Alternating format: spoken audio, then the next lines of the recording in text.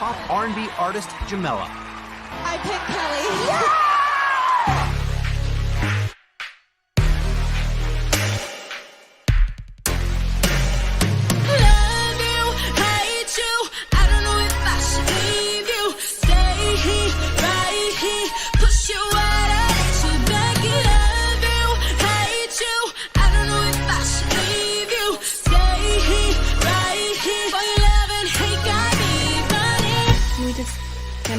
In the morning, please? No, I think I want to handle this right now. You can give your time to the studio boy, but I think your man can get a few minutes.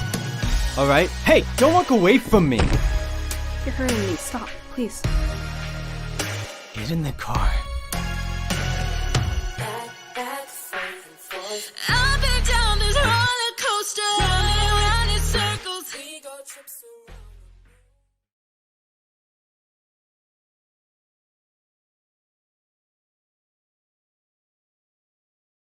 This is your last chance. After this, there is no turning back. Real Talk. Hey, this is Robin Lord Taylor, and you're listening to Real Talk with the Director on Dollhouse Radio. Hey, what's up? It's Logan Browning, and you're listening to Real Talk with the Director on Dollhouse Radio. Real Talk. Hey, I'm Gina Lou, and you're listening to Real Talk with the Director on Dollhouse Radio. Hi, I'm Diane Franklin from Better Off Dead and Bill and Ted's Excellent Adventures. You're listening to Real Talk with the Director on Dollhouse Radio. Hey, what's up, guys? It's Chrissy DePaul here, and you are listening to Real Talk with the Director on Dollhouse Radio. Hi, this is Michael Jai White, Byron Min from Black Dynamite.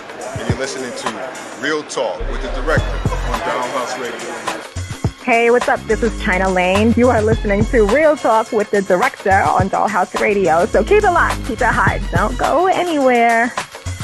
Hi, I'm Vanessa Verduga, aka Justice Woman, and you're listening to Real Talk with the Director on Dollhouse Radio.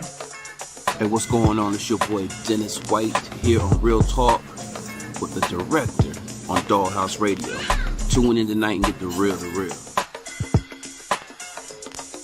Real Talk.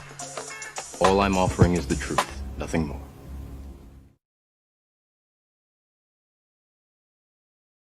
What up? What up? What up?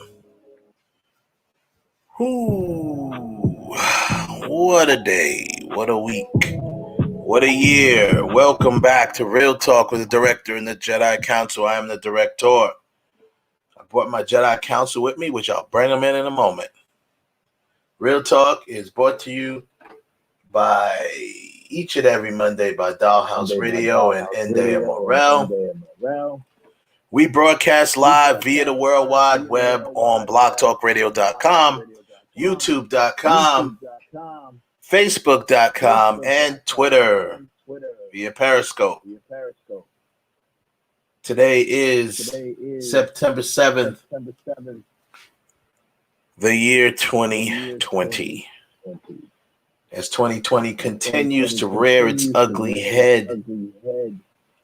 Before I start this show off and do anything else, I want to give a rest in peace to my cousin, Mr. Andrew Allen, who tragically passed away last night. My little cousin, younger cousin. He's a young dude. Last night in an automobile accident. Young man was full of life. Had his whole future ahead of him. You know, studying to be a lawyer. I'm not sure if he was trying to be an entertainment lawyer. I remember saying something to him about that. But I haven't seen him in quite some time. You know, of course, we keep in touch through Facebook and things. And I want to give a, shout out. And really just send some warm thoughts to his family, his father, his twin brother, So everybody just keep my family in your prayers, please. Or whatever it is that you do. If you don't pray, send well wishes, send positive energy. Let's try to make it through 2020, man. Once again, Andrew Allen, rest in peace, young cuz. You will be missed. So with that being said, starting the show. Today we're going to dedicate the show to him. So we're going to talk a little bit about, we got a couple things to talk about today. Okay, we're gonna start back, I guess, now that the show is officially kind of back. You know, I don't know if I'm gonna be doing this every week though, because so Power Hour, as we used to have it, kind of came back only because Power is back. But don't know how much I'll be talking about Power.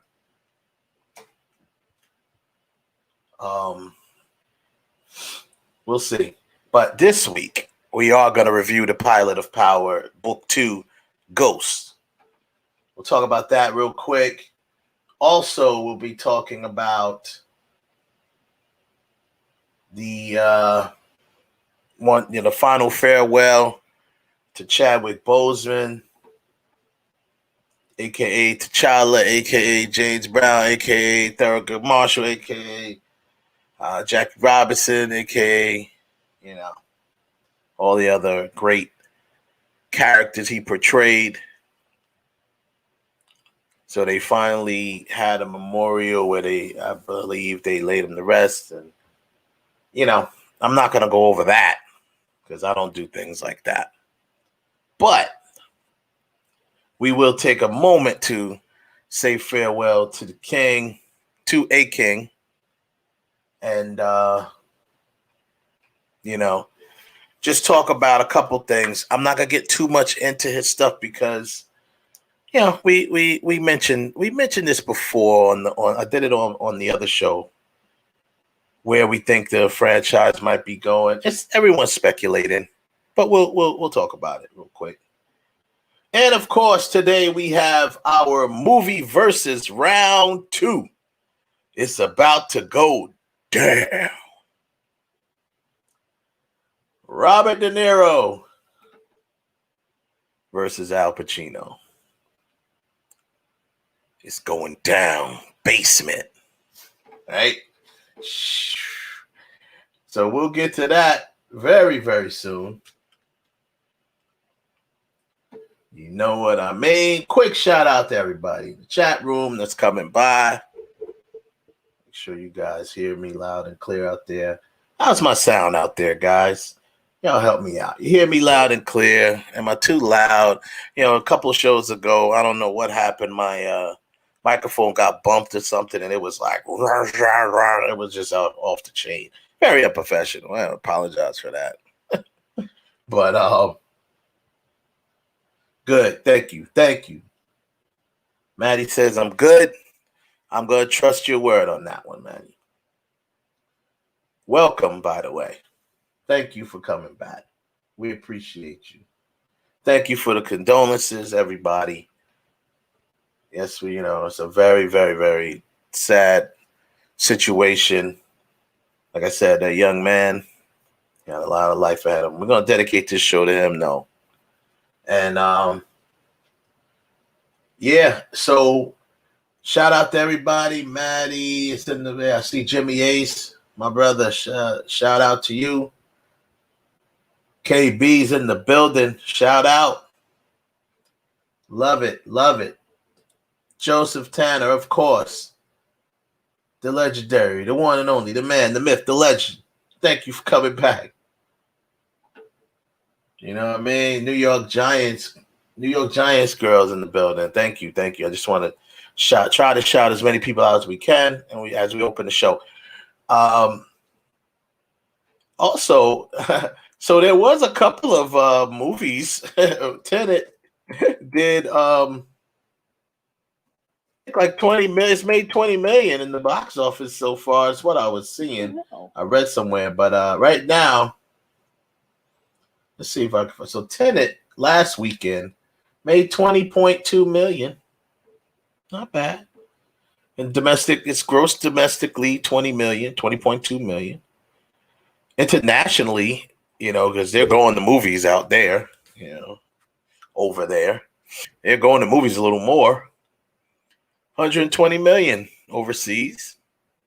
146 worldwide total. Not bad. Not bad, for, the fact that in the middle of a pandemic, global pandemic, it's starting to seem like it's not as global as it used to be. It's pretty much local. Get it together, U.S. Anyway, Florida. So, so Tenet made a little money, and there you have it. You're watching Real Talk. You listen to Real Talk with the Jedi Council and the director. I am the director. I brought my Jedi Council with me. Don't believe me? Well, here they are. Ralph. What's going on, everybody? Okay, you're in the building. Hey, what's good, dude? Welcome back, gentlemen. Welcome back. So, getting right to it. Yeah, we need to get to this that crappy post that Kev posted the other day, which I have been fuming about for 4 days now. Okay, let's air it out.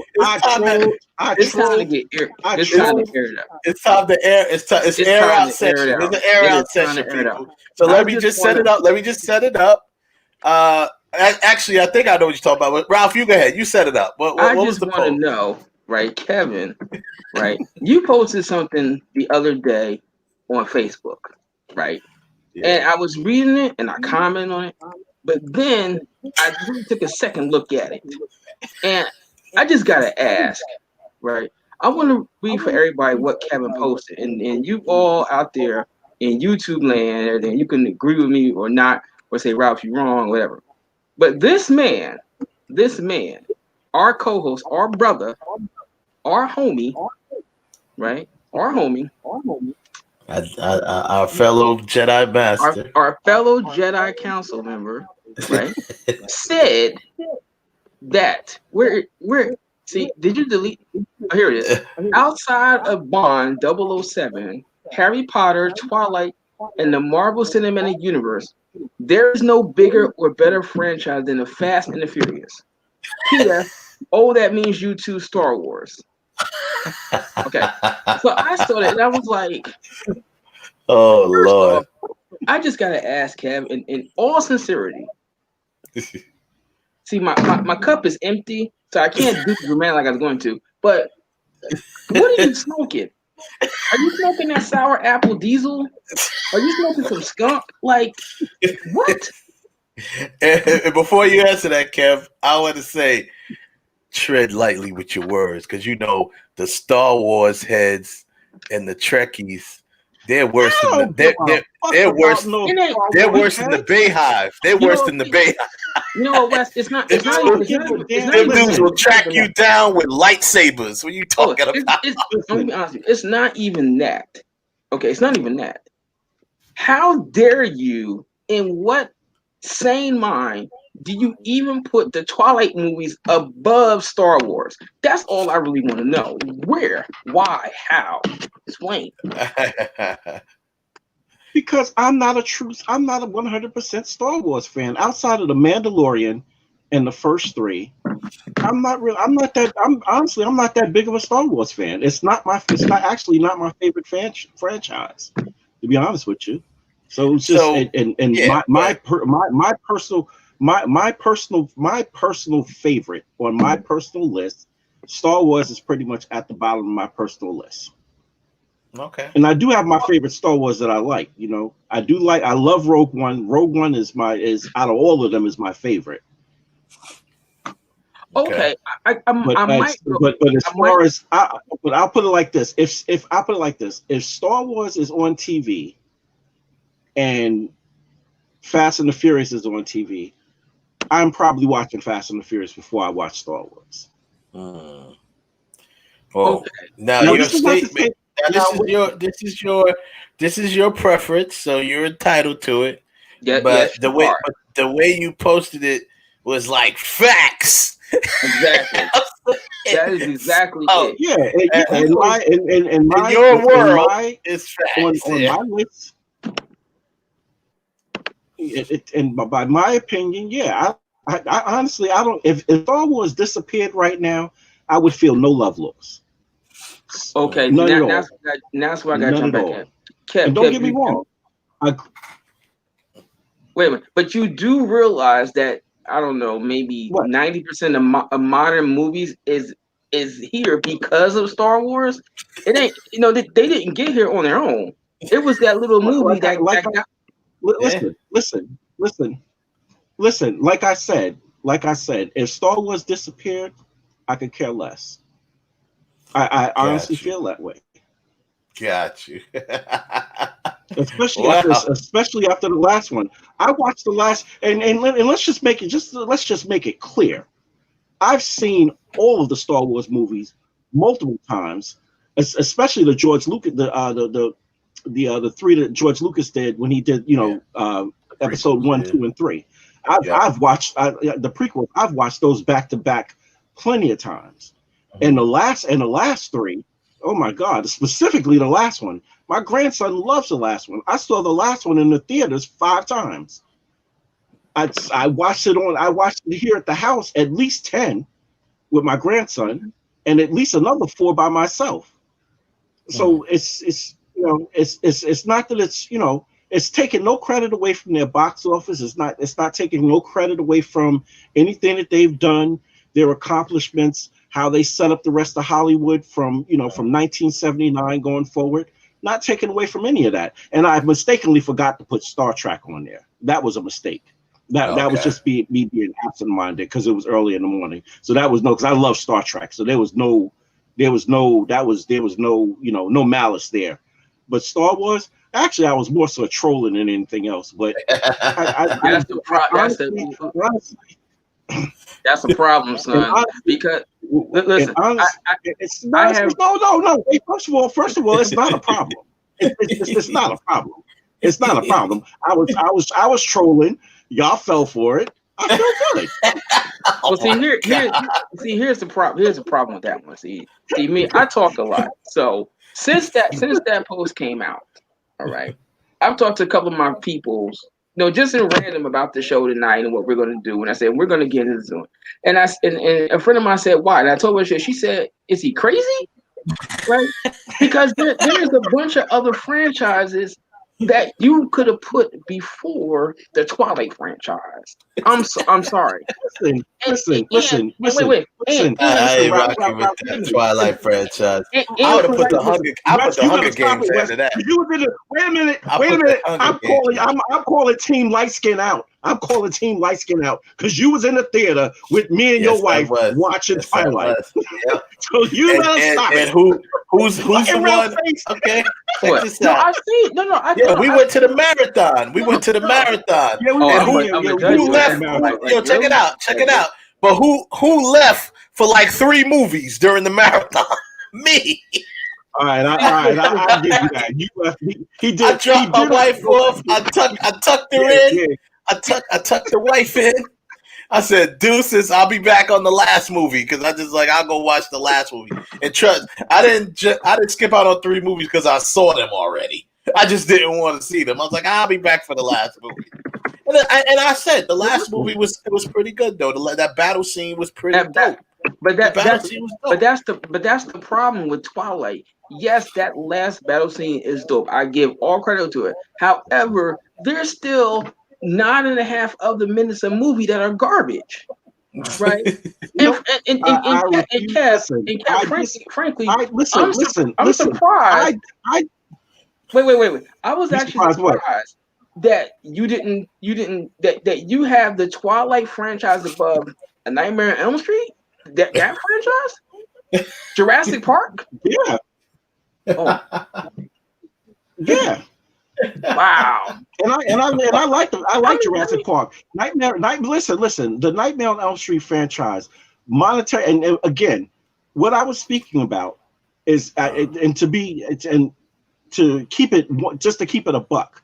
What I was talking about when I mentioned those, that's why if you look at the franchises that I mentioned those in the category of the top 20 biggest franchises, the ones that I mentioned.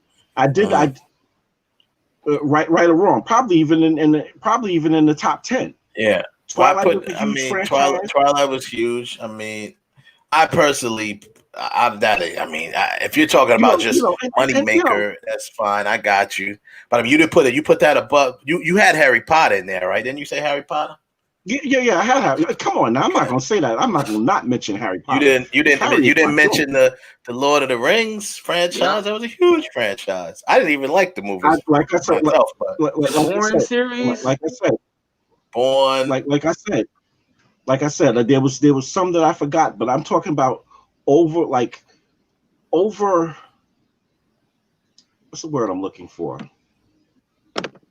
Pop culture, right. More or less.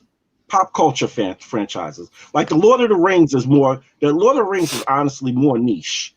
Yes, there are a lot of people that like it, but it's more niche. It's more stronger on the fantasy side. People who are into fantasy, what have you, blah blah blah, whatever.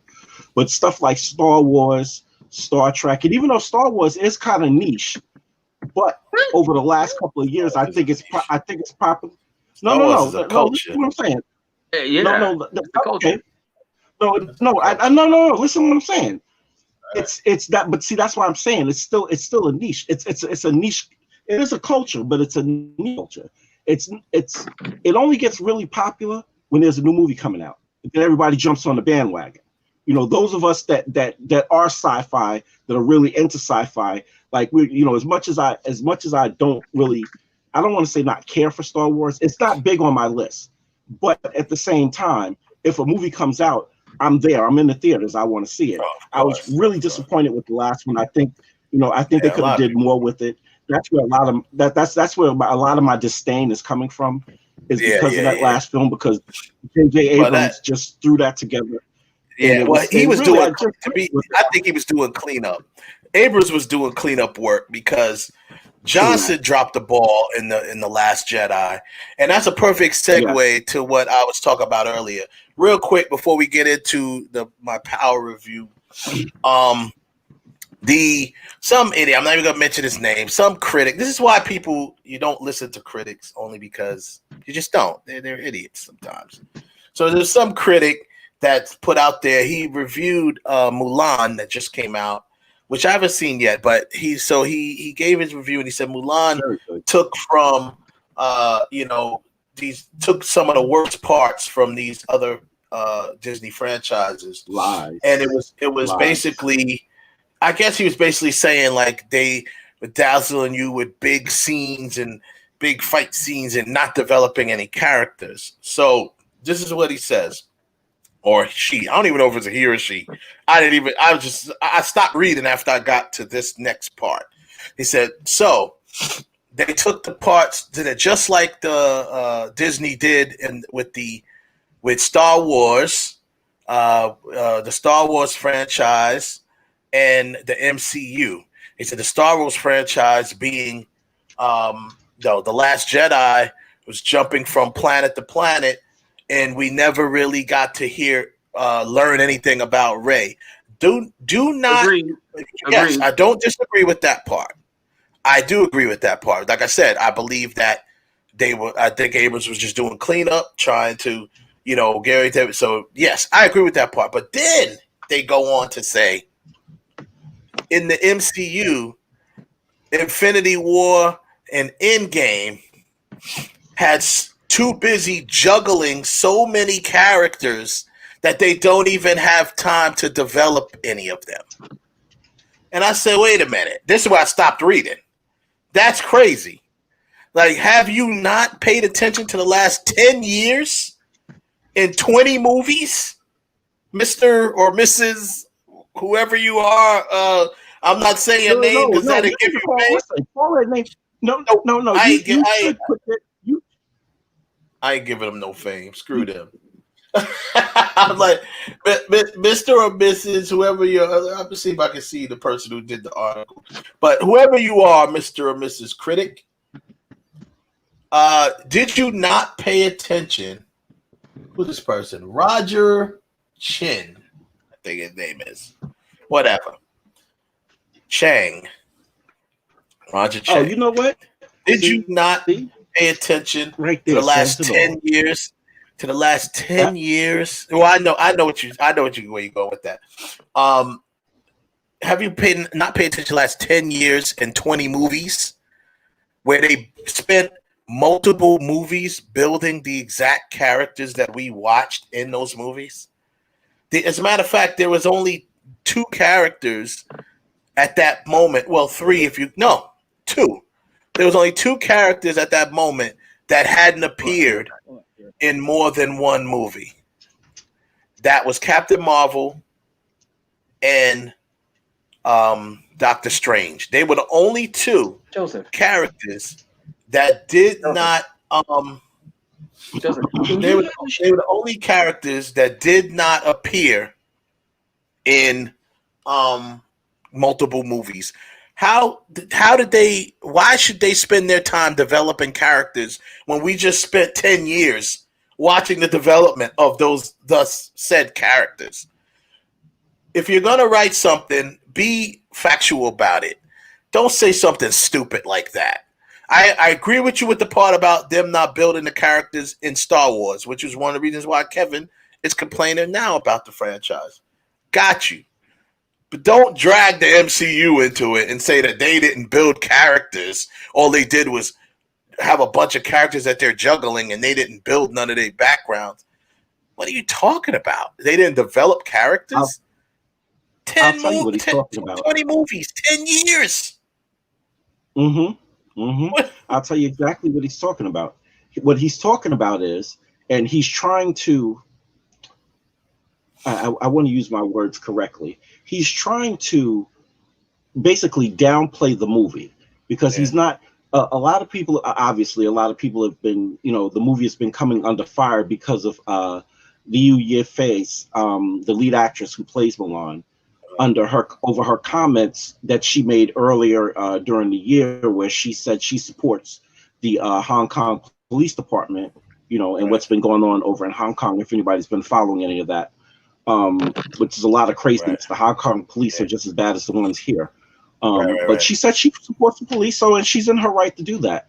But a lot of Asian, I will say Chinese people are saying, well, you should boycott Mulan because of her stance of being in support of the police department. So to me, in my opinion, this is just an attack on that, because what he says makes absolutely no sense. And anybody who knows, who's ever watched a Marvel film, understands that there's an interconnectivity. Even if you're loosely connected to watching the films, even if you only watch 2 or 3, you are of the understanding, because people even ask, can I watch this without knowing anything about the other stuff? Of course. And they always make it where you could follow along. But the bottom line is Endgame was pretty much after 10 years and 20 movies, Endgame was the payoff movie. So I told everyone who asked me that very question, you know what? You need to go see at least a few of them. I would at least tell them, at least start from the Avengers. That's what I'd say. At least start from the Avengers and go and work your way up, or whatever.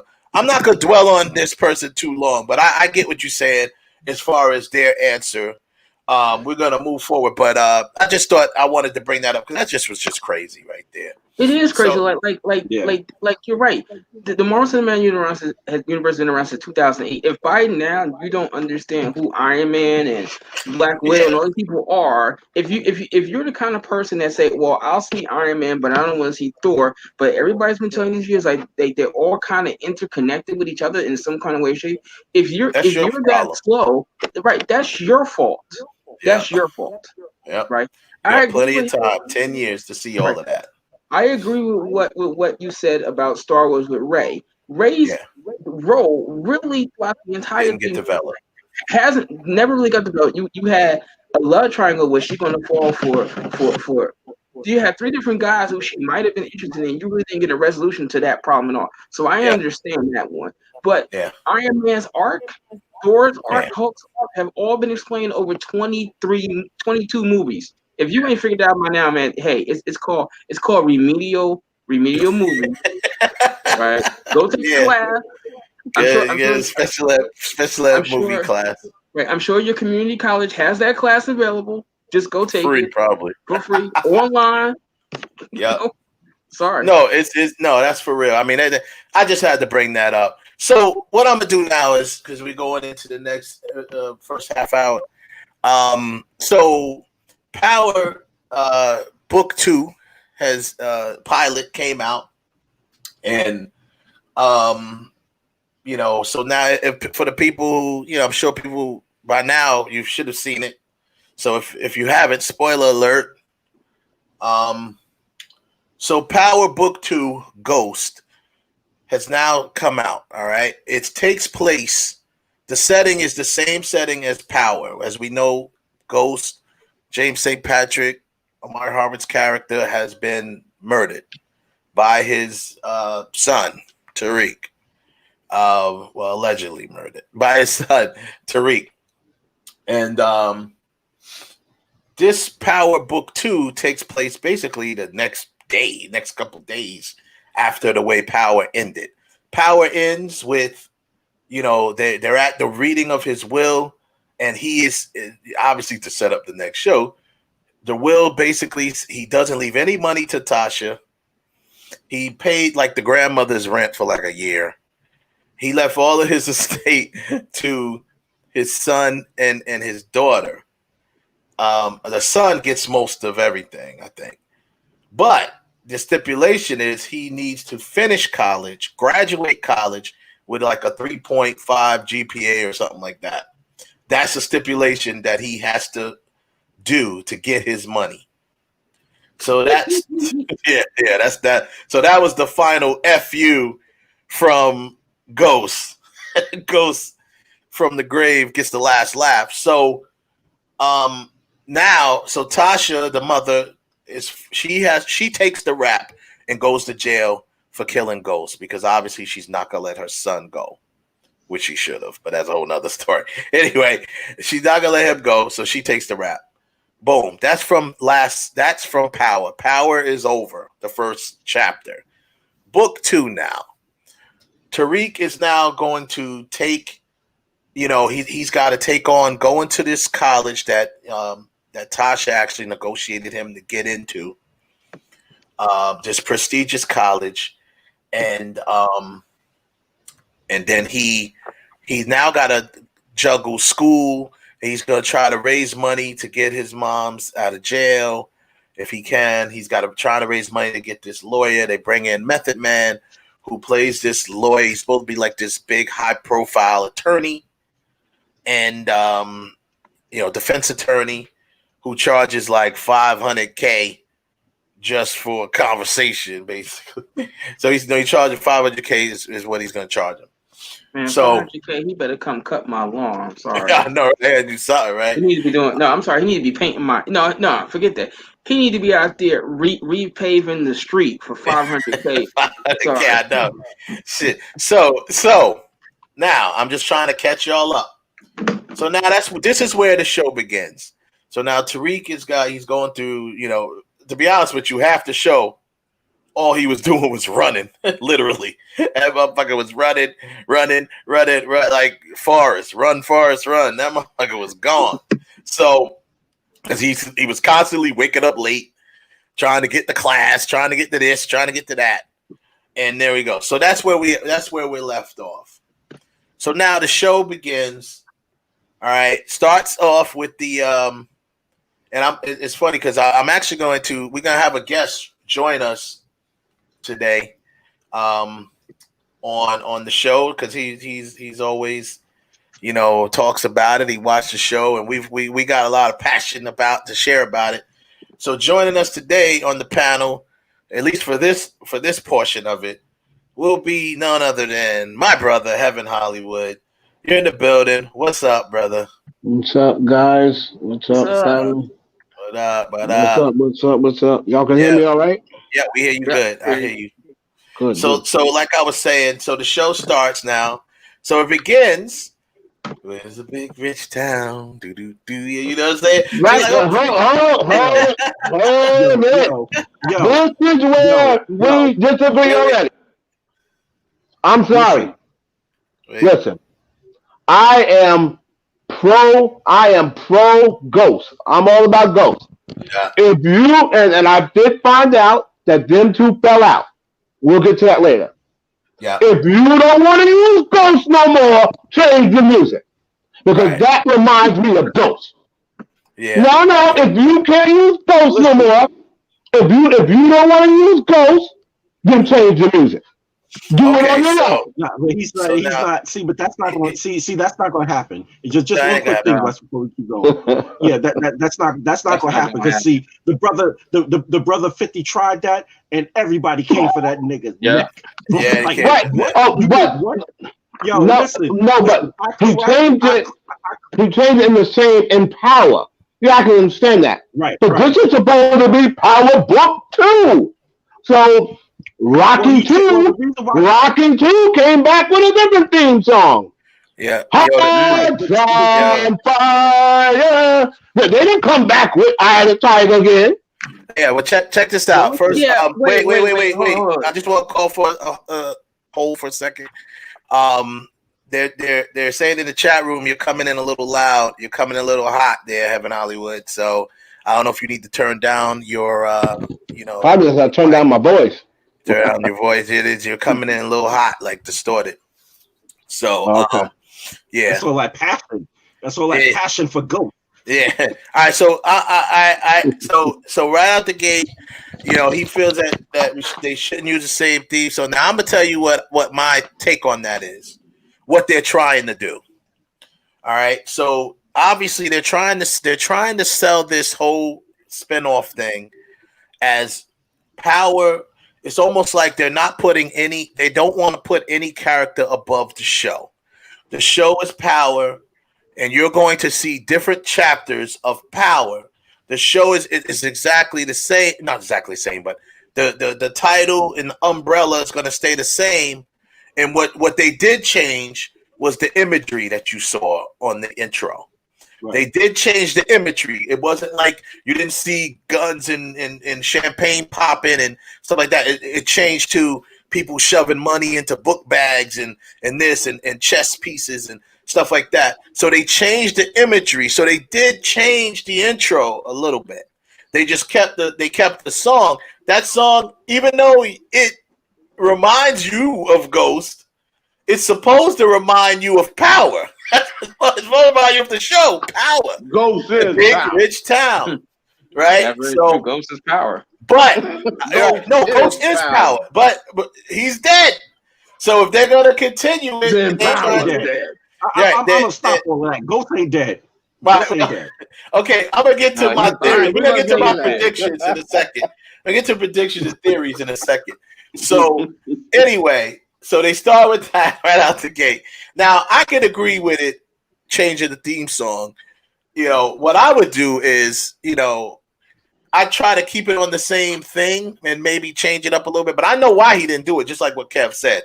He was not trying to get the first show too. He ain't trying to catch it like that because I was reading tweets that people were happy that it was the same song. They were just I was reading the opposite. Well, like I said, I was reading the opposite. And like I go everywhere. When it comes to stuff like this, I visit a little bit everywhere. I go to Twitter, I go to Lipstick Alley, I go to Instagram, I go like a little bit of everywhere to get a feel for different comments. Yeah, and I heard a little bit of everything. I heard a couple of people that was like, they could have changed it. A couple of people that said, "Yeah." Now, I just wasn't mad that they didn't. And if you haven't changed, good though. This would be the ultimate reason. See, they weren't going to allow the last one because it was still Power. Still the same show. It made no sense. This is still Power. It's just book 2. But see, here's the thing. And 50 explained it. The reason why he did the change at the beginning of last season was when they came on with the final season. That was the reason why he changed the music, because it was the final season and it was tying in to book 2. So he figured, well, why not get them used to the new music now? You know, it's Ghost is about to die. You know, all of this stuff is going on. So let's introduce some new music. And we wasn't having it. And when it started, when I watched it on Saturday and I turned it on, I was like, "Oh, power's on." I was like, "Cool." I pressed play, and when the music came on, and then you see there, you got Tariq. Like, I fell out laughing. And you know what? Yeah. I listen. I'm not mad at Tariq. I like what they did with Tariq. I don't know why. I don't know whether it's because he's grown up a little bit more, or because his character's taking a little bit more responsibility. But that arrogance. It's kind of like he's lost that arrogance that he's had in the last season. It's like he left that in last season, and now to fall back on no more.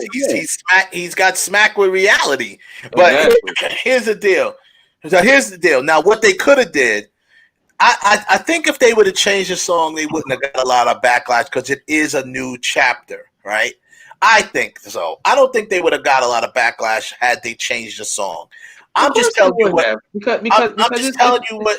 I'm telling you what I think.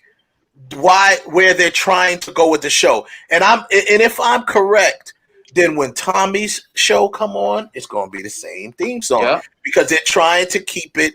This is the show Power. You are watching Power. Power consists of different characters. In the different characters, you're going to see their chapters as we go along, but it's still Power.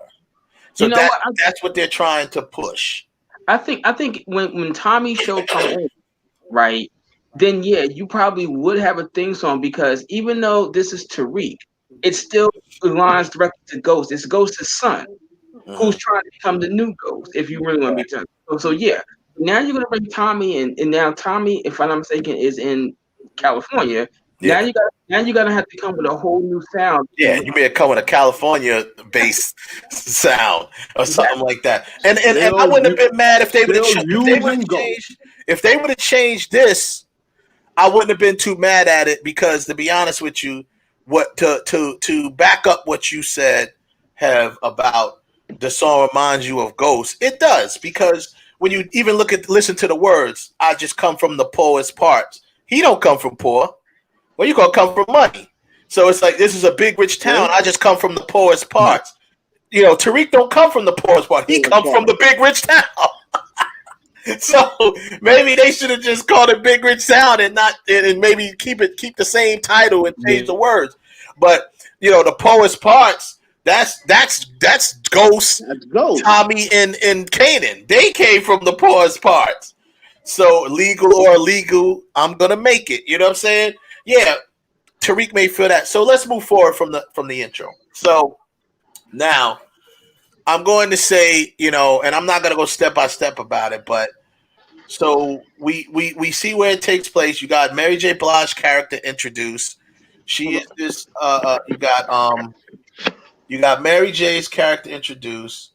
You got Method Man's character introduced. Only a couple characters. Now, the one thing that they had to their advantage, they didn't have a lot of characters to develop or introduce, because most of the secondary supporting characters that was in Power are in this.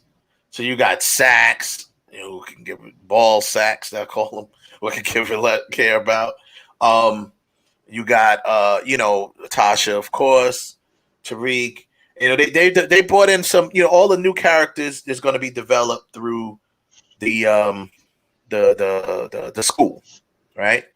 Even the guy who got them into the school, that rich dude, I forget his name.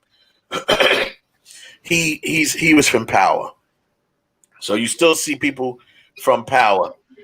So they don't have a lot of characters developed. So you got Mary J. Blige, and she's this, she's pretty much the queen. She's the new Tasha. She's the new Tasha. She's like the queen, except she's a little more different than Tasha because she runs that family. Tasha don't run no family. Yeah, she's not a Tasha. Yeah, she is a queen pin. They hit Tasha with the queen pin stature. Really, this woman, Mary J's character, is a queen pin. She's running the family.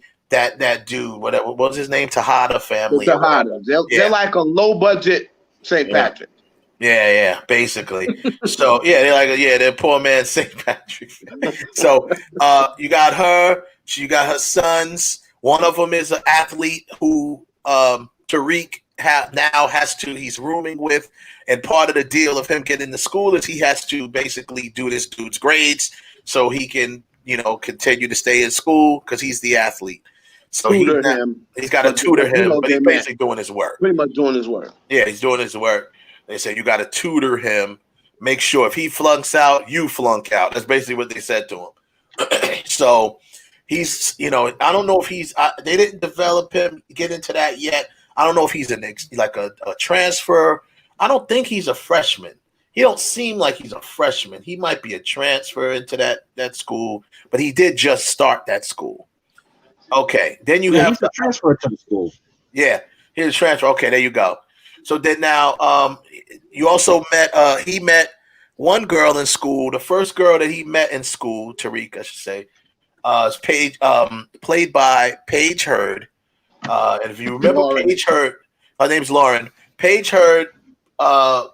You might remember her from Everybody Hates Chris. She was the little girl who was, Chris had the crush on for all throughout the whole show, pretty much. Little light-skinned girl with curly hair. That's who Paige Hurd is. Okay.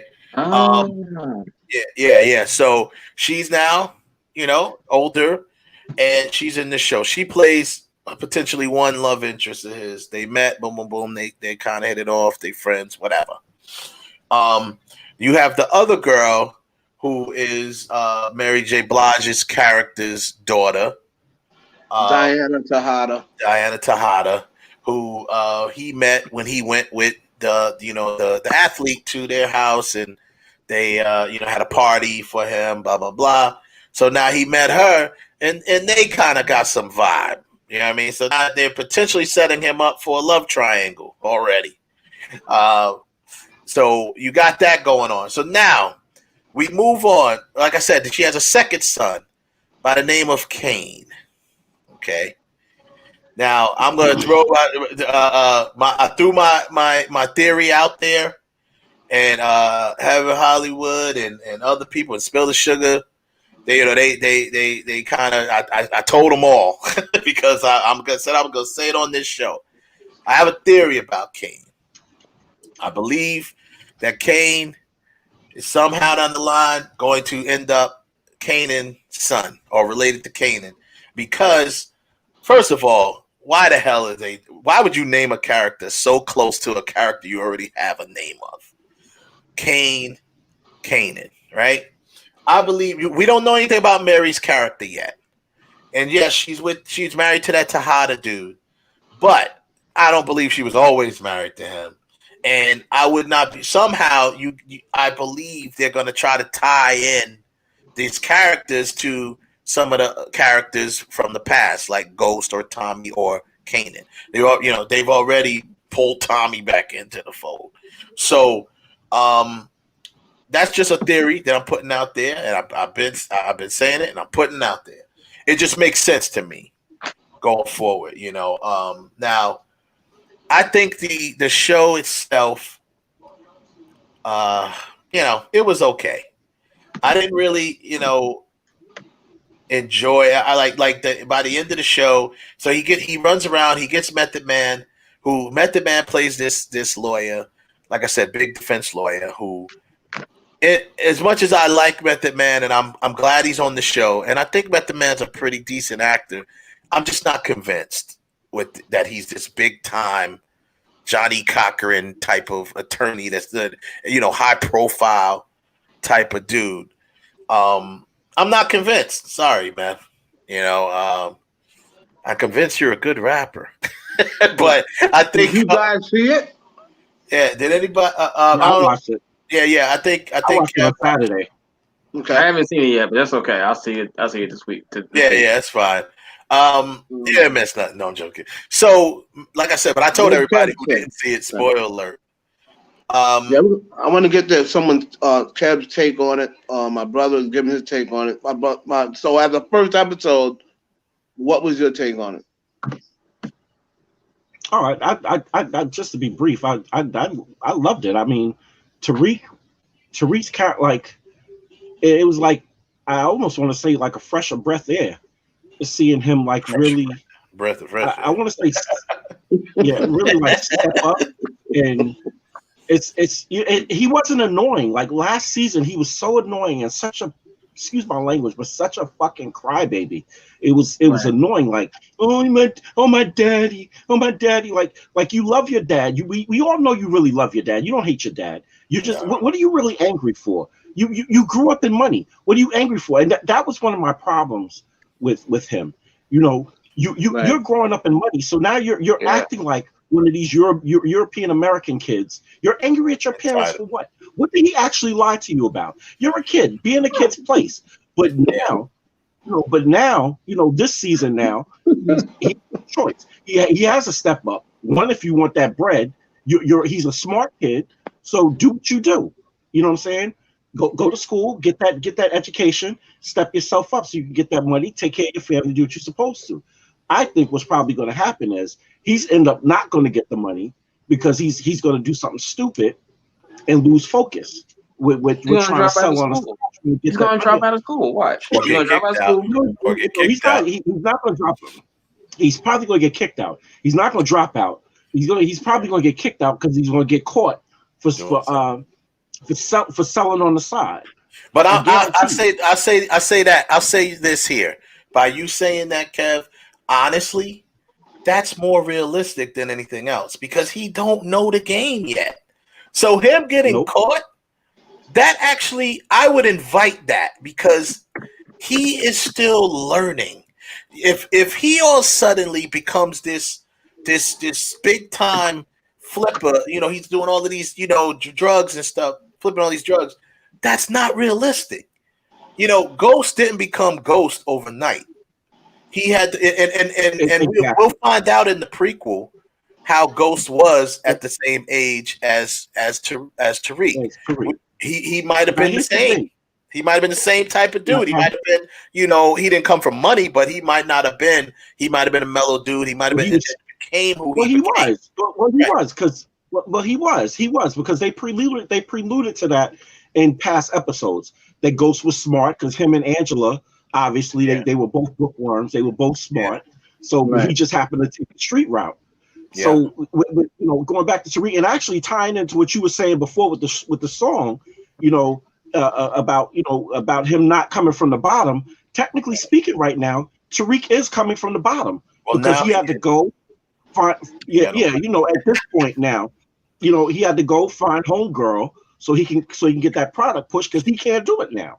He can't put himself out. He don't have nobody, and he ain't got no money really, not like that. Right. So he's got to use homegrown to push it. I mean, overall, I think the episode was good for what it was. It laid a nice foundation. I hate Tasha, so I'm like poor Tasha, but not so poor Tasha. I mean, because the one thing that I hate is why they're trying so hard to stick her because they don't want it to come out that James was a drug dealer. Everybody knows that James was a drug dealer. Everybody knows it. You're not hiding that from nobody. What is the Democratic? Not everybody knows it. The public doesn't know it yet. The public doesn't know it. Okay, let me change that. Allegedly, everybody alleges or everybody speculates that that's what he was, but it was never really proven. So everybody's going. So it's just like if you try to take it from real life stuff, right?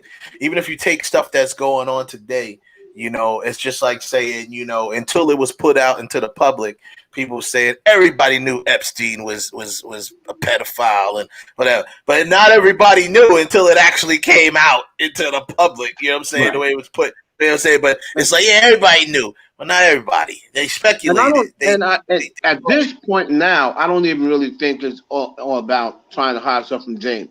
It's about trying to hide that Tariq was the real killer. So, well, yeah, if they tell her, you go up on the sand and tell everybody that James was a drug dealer, she'll do that. If she don't have to air out Tariq, she'll definitely do that. Of course. I mean, so they're not going to do that. They're not going to do that because they're trying to. That's the whole point of pinning everything on her, and pinning the murder, specifically pinning the murder of James on her, is so that she could take the fall for all of that, because they don't want that stuff to come out. Not so much about Tariq, but more so about James. They don't want that because obviously the Democratic Party does. Yeah, the Democratic Party doesn't want that to come out because he was. All of those guys, they still after Ghost. They couldn't get Ghost when he's alive, and they can't get Ghost when he's dead. And they are so obsessed over it, especially Cooper Sacks. He is so obsessed that he could not get Ghost.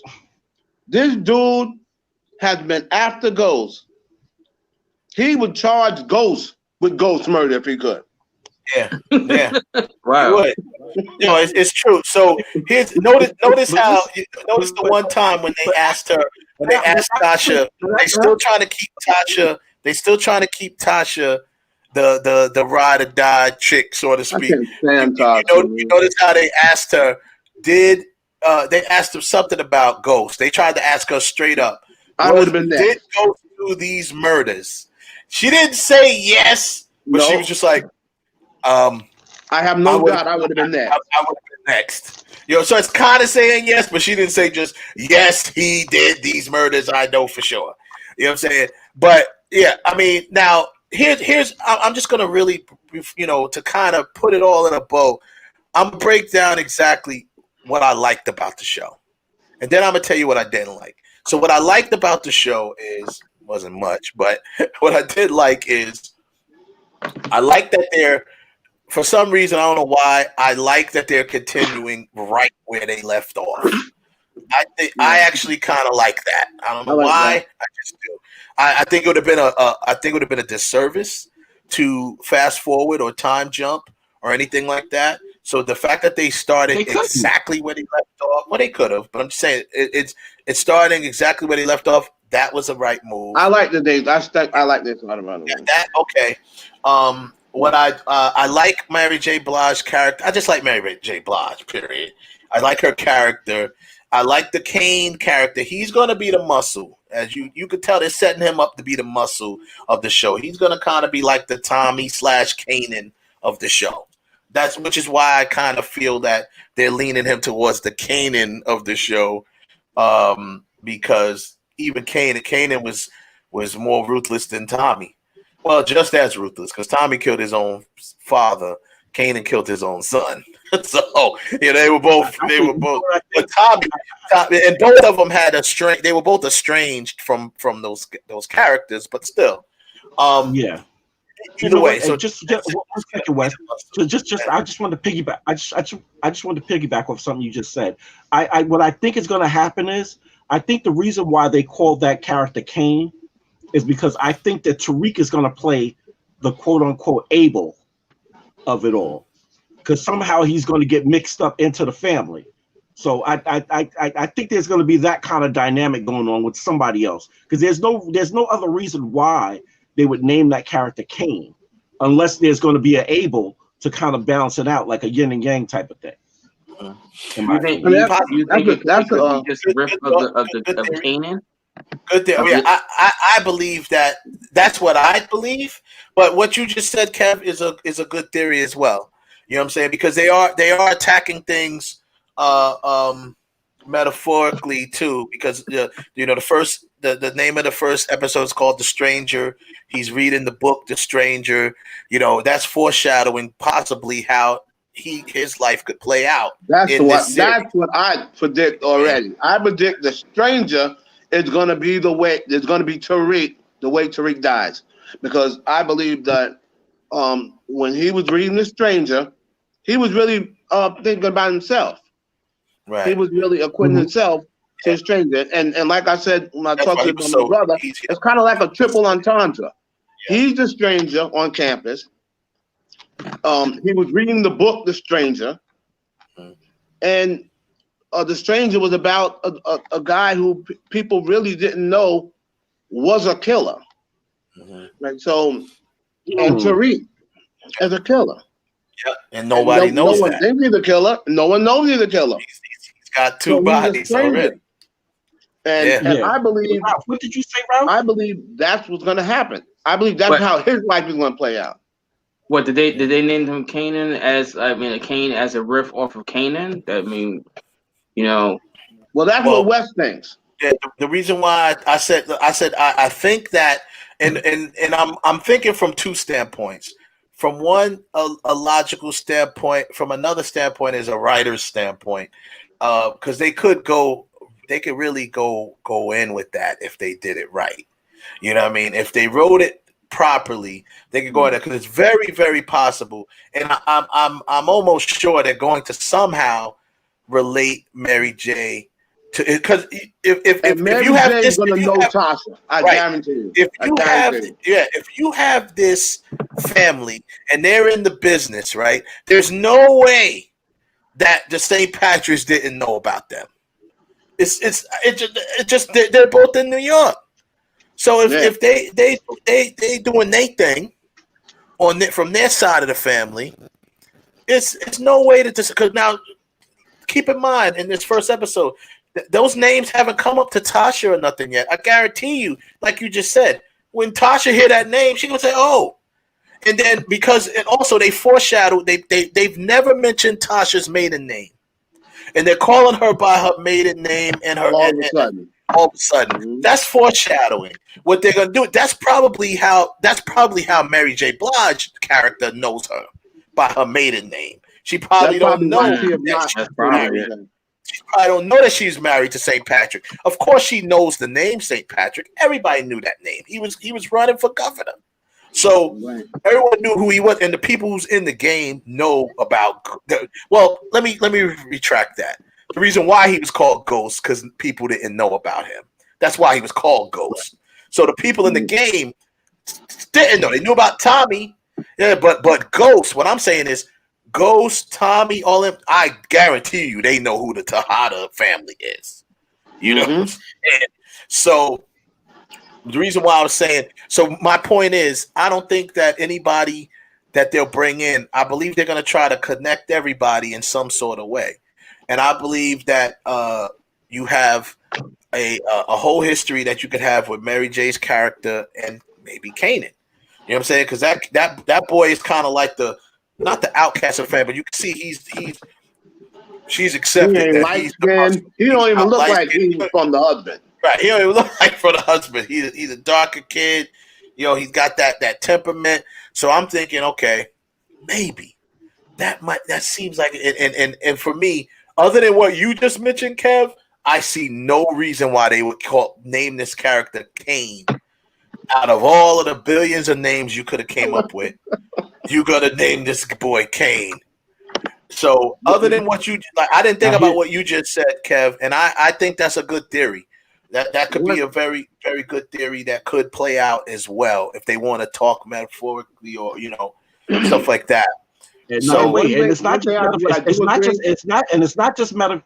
not just metaphoric either, because the other part of that I was getting to is we all still don't know if Tasha and Kanan slept together and if Tariq is actually really Kanan's son. Yeah, I think you can blame Wes Clark for that. I believe that they were going to do that, and then he went and blew it up on social media, and then I think he changed it. I don't care what no one says.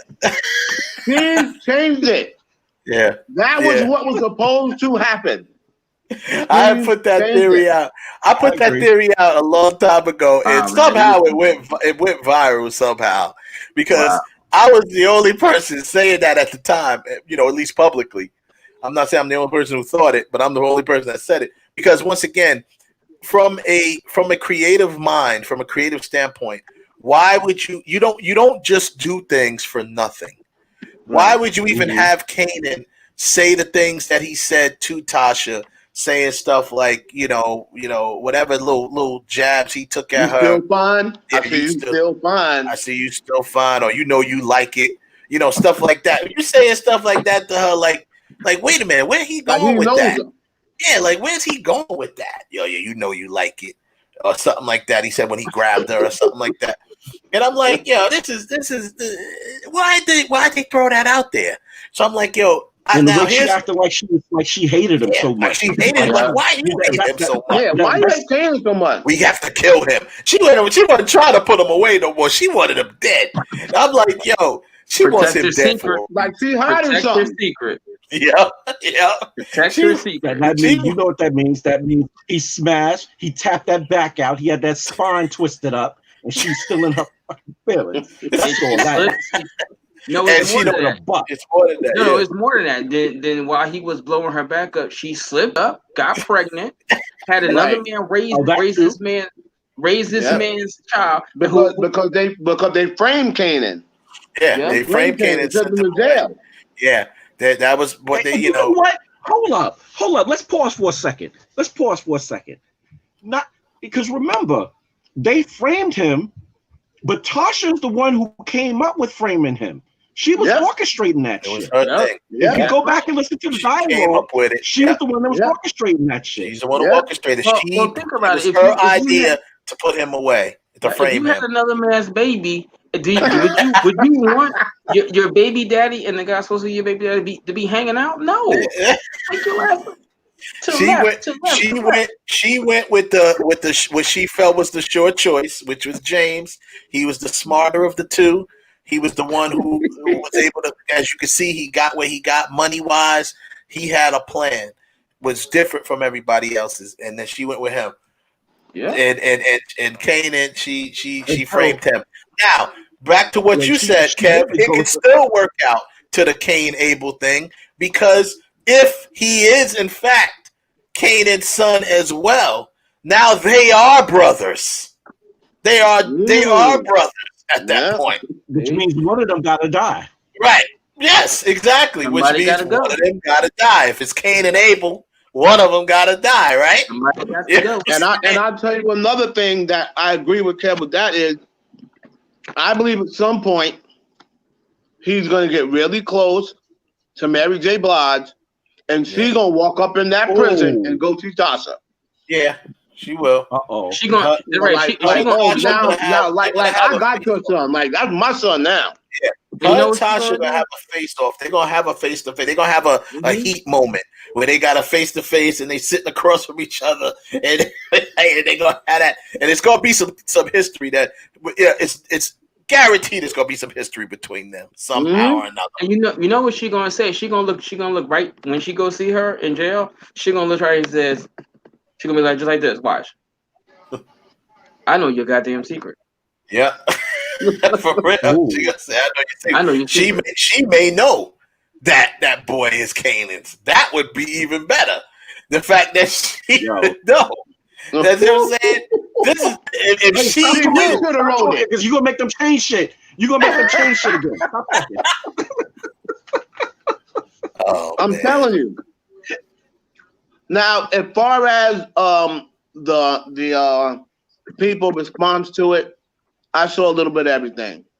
I saw people saying, I would like it better if Tyreek was a stronger actor. Yeah. I saw people saying, nah, I'm not with it. Wait. Somebody actually said he's not a strong actor. I've seen a lot of people saying, they're wrong. If I would like it better if this dude was a stronger actor. I saw a lot of people. He's a good actor. Then I saw some people saying, for fuck's sakes, it wasn't that bad. Now I'm going to be invested in it. Yeah. Like a lot of people was watching it, hoping it was bad. Right. So they could have a reason to watch it. That's a perfect segue. Like, damn it. Now I'm right. Some people are like, Tyreek, you son of a bitch. Now I'm going to be invested in this. Perfect segue to finish what I was saying. So the last thing that I like about it, I know that's funny. The last things that I like about it, what I was going to say was the acting. other than that girl, whoever that stripper chick was, she couldn't act. She was terrible. The one that he went, she was a terrible actress. The one he went and got the work from, that used to work. Yeah. So she was terrible. But like I said, I wasn't really convinced. I wasn't convinced with Method Man, but Method Man is a decent actor. It's not that he was acting bad. I just think that he's got to bring more to make me convinced he's this. He's still growing. The swag wasn't there for me as a lawyer. Lawyer swag wasn't there. The meth swag was there, but we don't need the meth swag. We need lawyer swag. The lawyer swag. But here's the thing. It was off and on. When he first came, his first scene and his first opening scene, he was doing good. But as it progressed, as the scenes that's what I hated. more and more. But he was when I saw him in court, I didn't like that. I didn't like that scene. Hey, Your Honor, my witness. He's like my client. I was like, what? What's the? He's right. Like the way he said it, I was just like, nah, son. I'm like, if I was Courtney Kemp or whoever was directed, actually Hemingway directed that, I'd have been like, bro, go watch Ricochet. Go watch Denzel Washington and Ricochet. Yeah. You know what I'm saying? Yeah. Go watch Denzel Washington and Ricochet. That's how that's courtroom swag. You know what I'm saying? And that's where he was missing. He was missing the courtroom swag. He was good as the character outside of the courtroom. He was okay. You know what I'm saying? He was good. Mary's gonna body that role. She gonna do her Mary's thing. gonna body that. Mary's gonna body that role. And now I just want to say before I get to my bad points, and then we'll wrap it up. Tariq, the acting. I disagree with any of those people that say they need a strong actor. I think the fact that everyone hates Tariq means he's a strong actor. They hate him. They hate him for this particular character. He's doing a good job as this character. I know what you mean, but I'm with Ralph. That's not always necessarily true. I feel it is because of the fact that yes, this character is written a certain way, but he still has to carry it out a certain way. It's the attitude, the looks, the thing. That's why people are still mad right now because you have to in order for you to enjoy this show, you have to come to grips that this nigga killed Ghost, and you gotta accept it. Got his sister killed. You gotta accept it. You have to accept it that this dude who got his sister killed, who killed Ghost, who got the lawyer killed, set him up, all of the manipulation that he did, killed Ghost, and now you have to. And set up Kanan. He did that too. Set up Kanan as well. He basically manipulated and screwed over everybody that looked out for him, right? And he did that. You know what? Tariq is Tasha. That's pretty much. He's his mother's son. You know what I'm saying? He's doing that manipulation. He definitely ain't Ghost. He ain't Ghost. He's his mother's son. So that's why I say I think the acting was fine. Paige Hurd is a good actress. Acting was fine. Now, real quickly, what I didn't like, the fact of the matter is what I just mentioned. I didn't like the fact that I don't like how they did Ghost from the beginning. I don't like how they went with that story because it was unrealistic the way he did this 180 at the middle of a season when he was never like that for 6 seasons. From that fallout, I don't care what nobody says. That came from 6 seasons. He was never like that. Now all of a sudden he's this arrogant prick walking around talking to everybody, making everybody mad at him. They could have did it better than that. If he's gonna get killed, I don't care if you kill him. He wanted people to feel happy. He wanted people to dislike Ghost to make her feel justified for making the dumbest move, killing Ghost. This is the dumbest move in entertainment since they made Kane take off his mask in wrestling. This is the stupidest move that I've freaking seen. I have sided off now. I'm gone.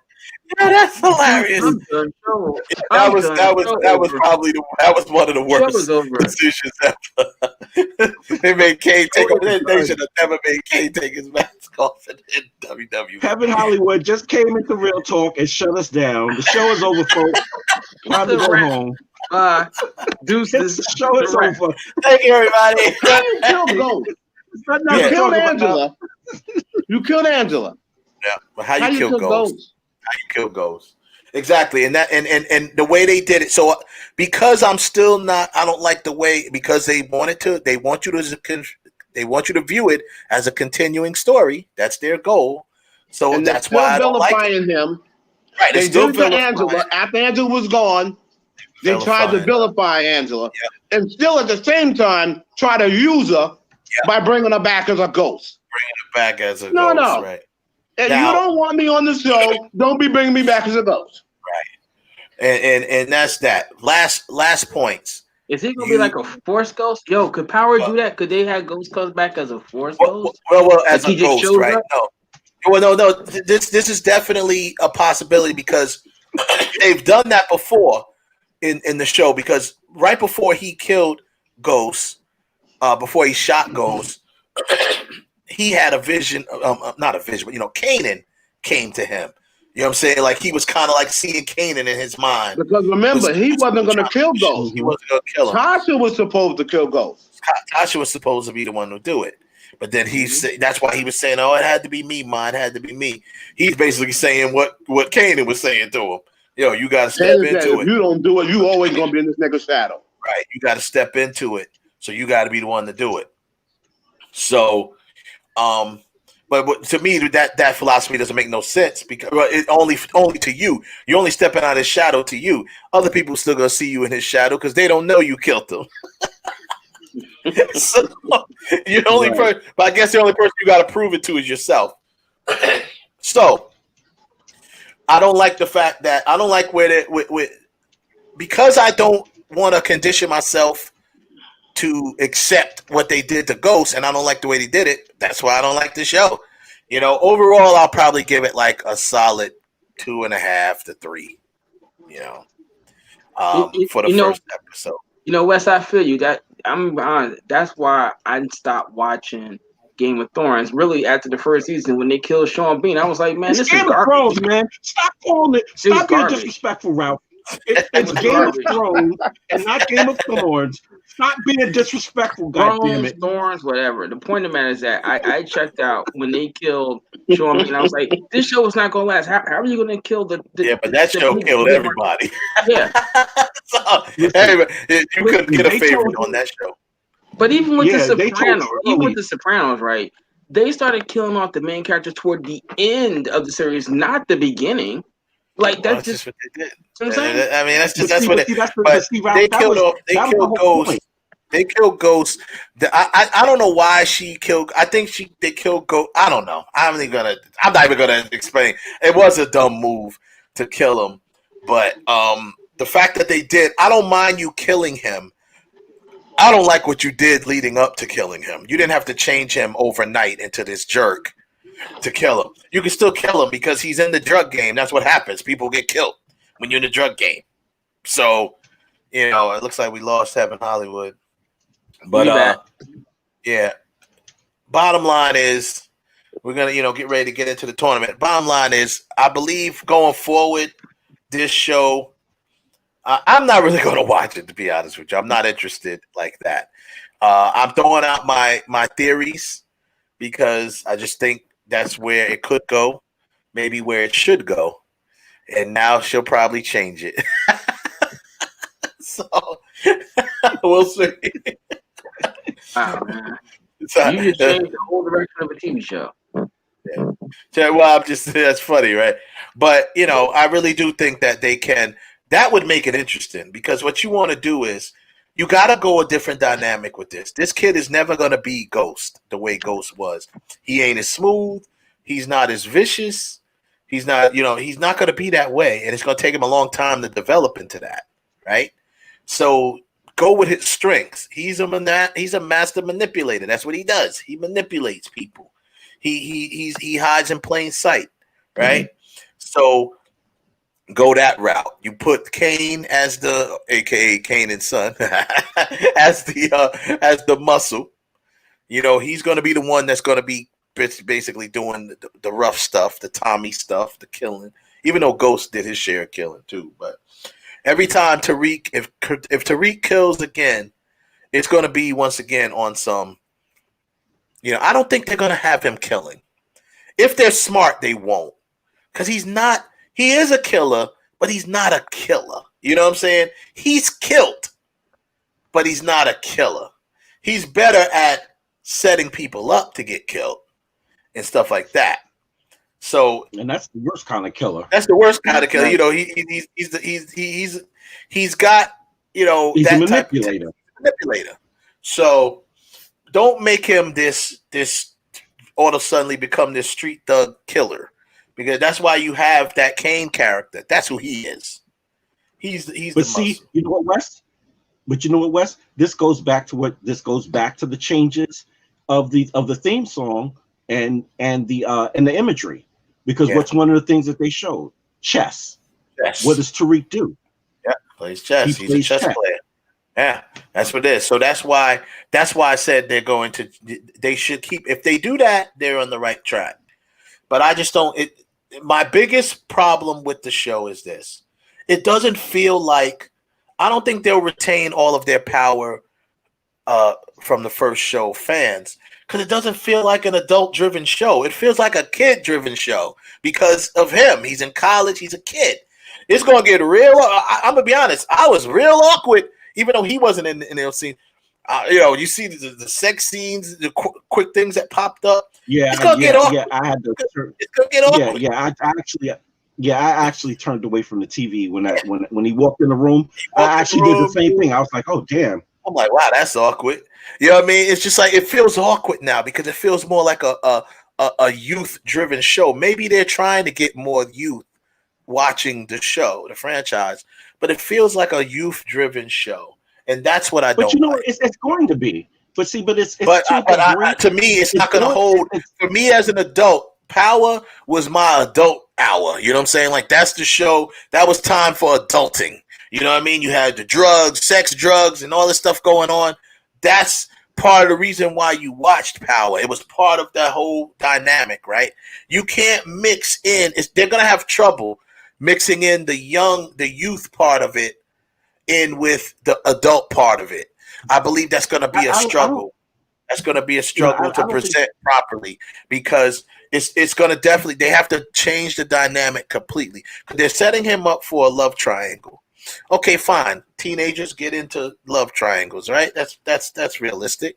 But, you know, the awkwardness about it is going to see how they're going to address that part of it.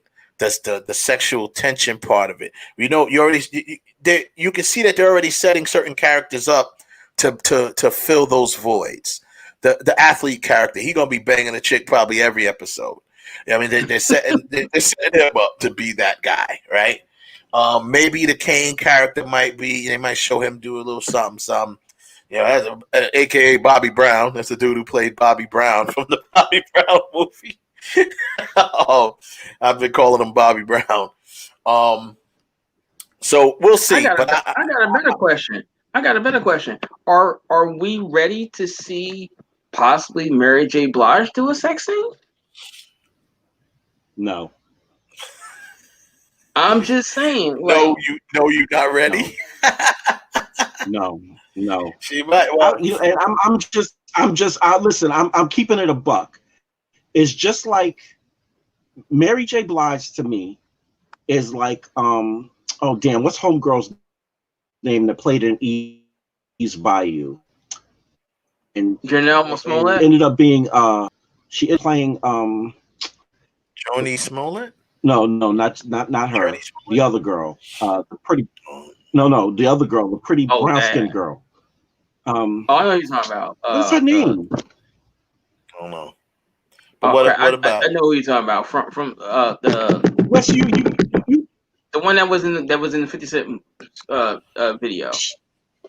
She's in Think Like a Man and all this stuff. Yeah, I know who it is.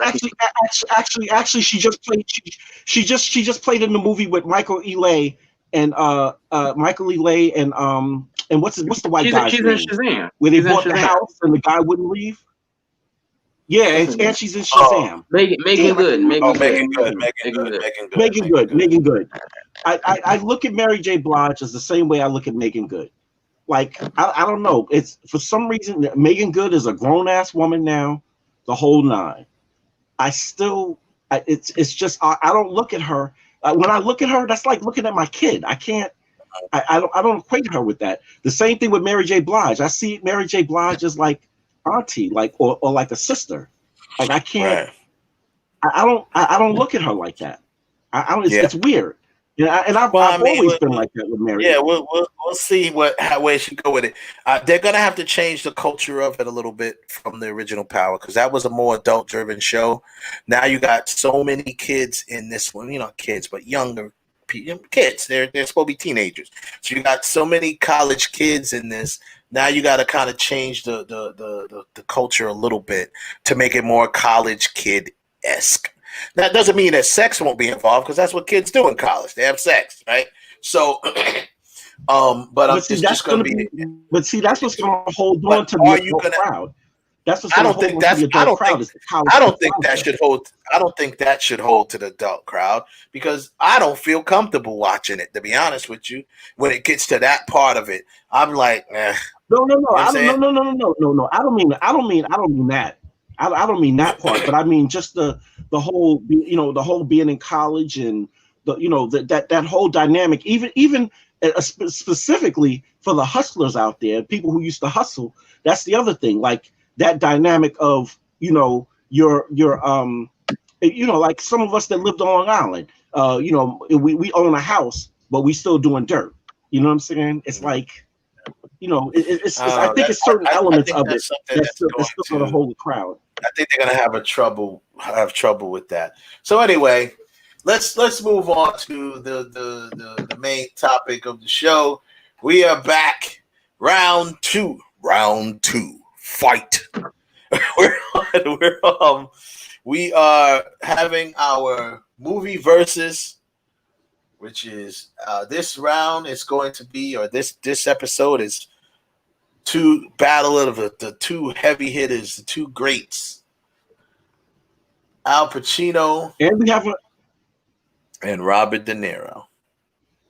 And we have a sponsor for this show. Who's the sponsor?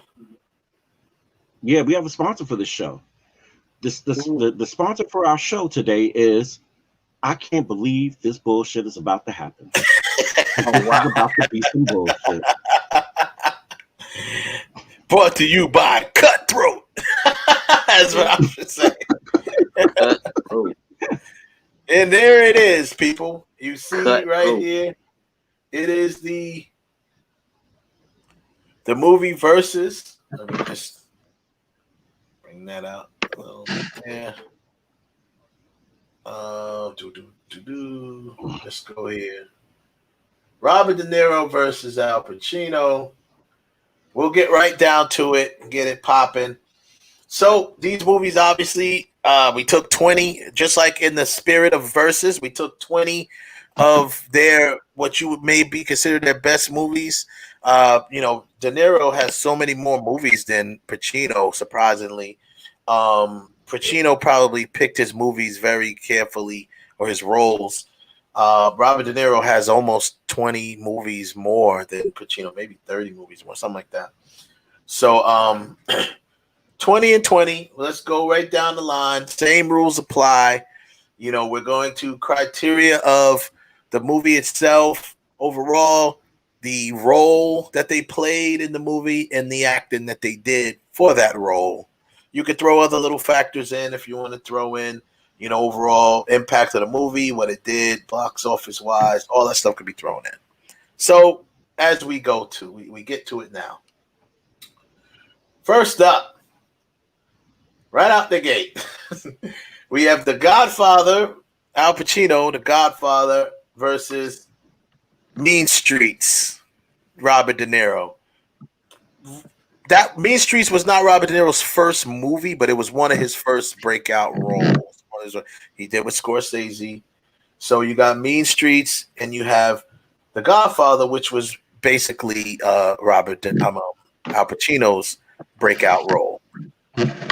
There we go. So, Godfather. I think we all. That's an easy one. Godfather. So we need a timekeeper, a scorekeeper again. Maddie, would you do the honors? And along with Kev, you follow and do the honors. So if she's available to do it again this time, she did it last time. Thank you, Maddie. Thank you. We appreciate you. So, Godfather beats out Mean Streets. Number 2. These are the only characters that we can actually do this with. The Godfather Part 2, Al Pacino as Michael Corleone versus The Godfather Part 2, Robert De Niro as Vito Corleone, young Vito Corleone. Now, what y'all got? I didn't like any of the Godfather movies, so it's whatever y'all pick. Oh man, you know what, Kevin? Man, give your AMC pass revoked. You got your movie tickets revoked forever. Yeah, Kevin's awesome. He's all quality's better than you know that's straight. You know that's straight facts. I've never been big on the Godfather. Kevin's it's not a thing. Give your AMC pass revoked. Just give it back. Just give it back. The Godfather. Listen, I've seen half of Godfather 1. I might have seen Godfather 2 is when he went to Italy, right? Godfather 2 was when Vito. Well, yeah, they would show Vito in Italy, right? And they show and of course that's the one where the girl got killed, right? The girl got killed in that one, right? No, that was the third one. That was the third one when he went to Italy. That was his daughter that died in the third. Daughter got killed. Yeah, that was a horrible one, really. I mean, she really dragged the whole damn thing down, frankly. So we got young Vito. There's De Niro as young Vito Corleone. He's basically he was the young version of what Marlon Brando's character was in the first Godfather. They showed you they simultaneously showed you in Godfather Part 2. They simultaneously showed you Vito's come up, how he became who he was, his rise to become the Godfather, and where he came from. And simultaneously they're showing you Michael running the family. This is his first full run of running the family because he took over the family at the end of the first Godfather movie. So now he's running. And Michael Corleone, you had the famous, they call it the kiss of death scene, where he kisses Fredo and says, "You broke my heart, Fredo. I know it was you. You broke my heart." Because Fredo, his brother, basically made a stupid move. He was a bonehead. He was the F up of the family. He made a stupid move, and it got a hit put on Michael. Not intentionally. He didn't do it intentionally, but he's just an asshole. He's a fuck up. So, and because of that, he couldn't. Michael had to have him taken out. So he killed his own brother. Had his own brother killed in that film. So on his own property, he's like, no, I'm not killing you way out the line. You're gonna die on the family property. That's cold blooded. Cold blooded. He said to the dude standing behind him, that was his hitman, Rocco. He said to him, "I don't want anything to happen to him while my mother is alive." That's exactly what he said. "I don't want anything to happen to him while my mother's alive." Goes off, and next, but like damn near the day after the mother died, they killed it. Bang bang, bang bang. Yeah. Okay, so who you going with, Kev? You said, I know you don't really have a dog in this fight, but you say Pacino. You're going with Al Pacino. So Al Pacino for Godfather. What do you got, Ralph? Godfather 2. They both did really well because he really embodied. Robert De Niro because De Niro really embodied the character of Vito Corleone. He didn't make you think like Marlon Brando was Vito Corleone, but the way they even had his jaw a little bit, squared off like how Marlon's was. So you going with De Niro. I'm going with De Niro simply because of the fact. I mean, although he did win the Oscar for it, he kind of picking up and has to play a younger version of the guy that won the Oscar for the same role the first time, and you have to mimic him and make sure that your role is similar to what we've already seen. That's kind of hard to do. That is. That's really hard to do. So, and for that one, I got to give it to De Niro for that one. That's a good point, and you might have freaking swayed me, jerk. I was thinking about, honestly, I'm pretty much the tiebreaker here because I love the way Al Pacino embodied that role of Michael Corleone, but I'm gonna go with you on that one, Ralph. I think De Niro had a tougher. Michael was coming back as the same character he was in the first one. De Niro has to come back and play a character that we all loved in the first one and play a young version of him and make it believable, which he did. He does look and act it like he was a young Vito Corleone. You didn't really miss a beat. So I'm going to give it to De Niro. So De Niro gets that one. So it's 1-1. Okay, next. Dog Day Afternoon, Al Pacino, Taxi Driver, De Niro. Not right, man. It's not right. De Niro. Bro. This is I really want to say Pacino. But I got to go with Kev. Taxi Driver, right? Because you're seeing this guy slowly going into Nutsville, right? And not only that, he's willing to drag down other people with him. I mean, come on, the guy walking around in Mohawk. I mean, what the hell, But I really wanted to say Pacino, but I gotta give this one with the slightest of edges to De Niro. Okay.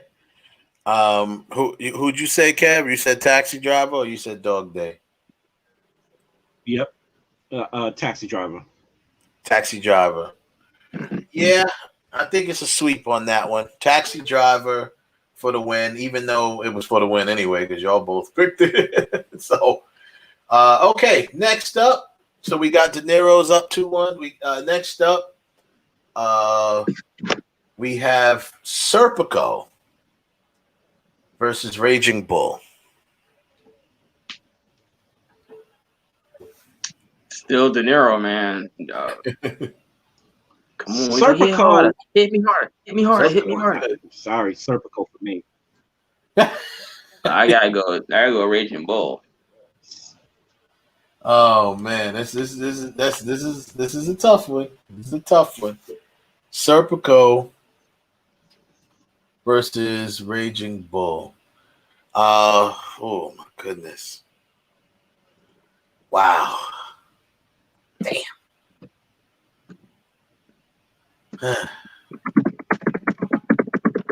Okay, so I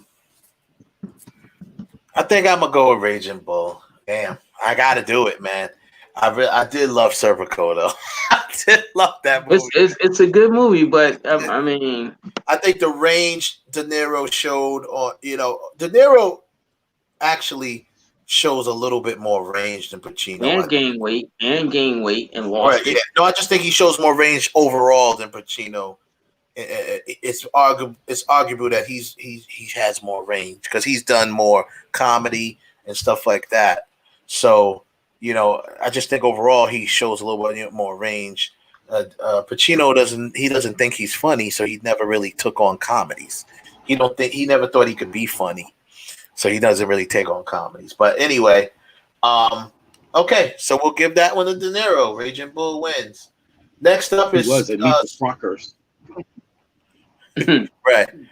Scarecrow. Meet the Frockers not on here. Meet the Parents is on here though. That's the original one. Meet the Parents. He was in that too. Oh, okay. He's in all. Yeah. Scarecrow from Al Pacino. He was in all of them. Versus the King of Comedy. That's still De Niro, man. Stuart Pumpkin was like, all he wanted to do was host that talk show. That's all he wanted to do. Well, Fun fact for the people who may or may not know, Joker, the movie Joker, who De Niro was also in, took a lot of elements from the King of Comedy when they did the movie Joker. A lot of elements from the King of Comedy was I don't want to say they took it from him. They used it, they pay homage to. That's probably why they cast Robert De Niro in the film, because they really did take a lot of elements from the King of Comedy. So, that feel for it. So, being obsessed with the talk show host and stuff like that. So, so that's the thing there. What did you say, Kev? I didn't say anything. I didn't see either one of these movies. Oh, you didn't see either one of those? Oh man, you gotta see the King of Comedy, man. That was really good. If you, like I said, if you watch it, Kev, when you watch it, you'll know exactly what I'm talking about. That a lot of elements you feel it in Joker. You know what I mean? Except he was the reverse. You know what I'm saying? Like, that's why they cast him in Joker. I think ironically they cast him in Joker as the talk show host because of who he was in King of Comedy. Okay. Maddie said she only watched Scarecrow. What did you think of it, Maddie? Did you like it?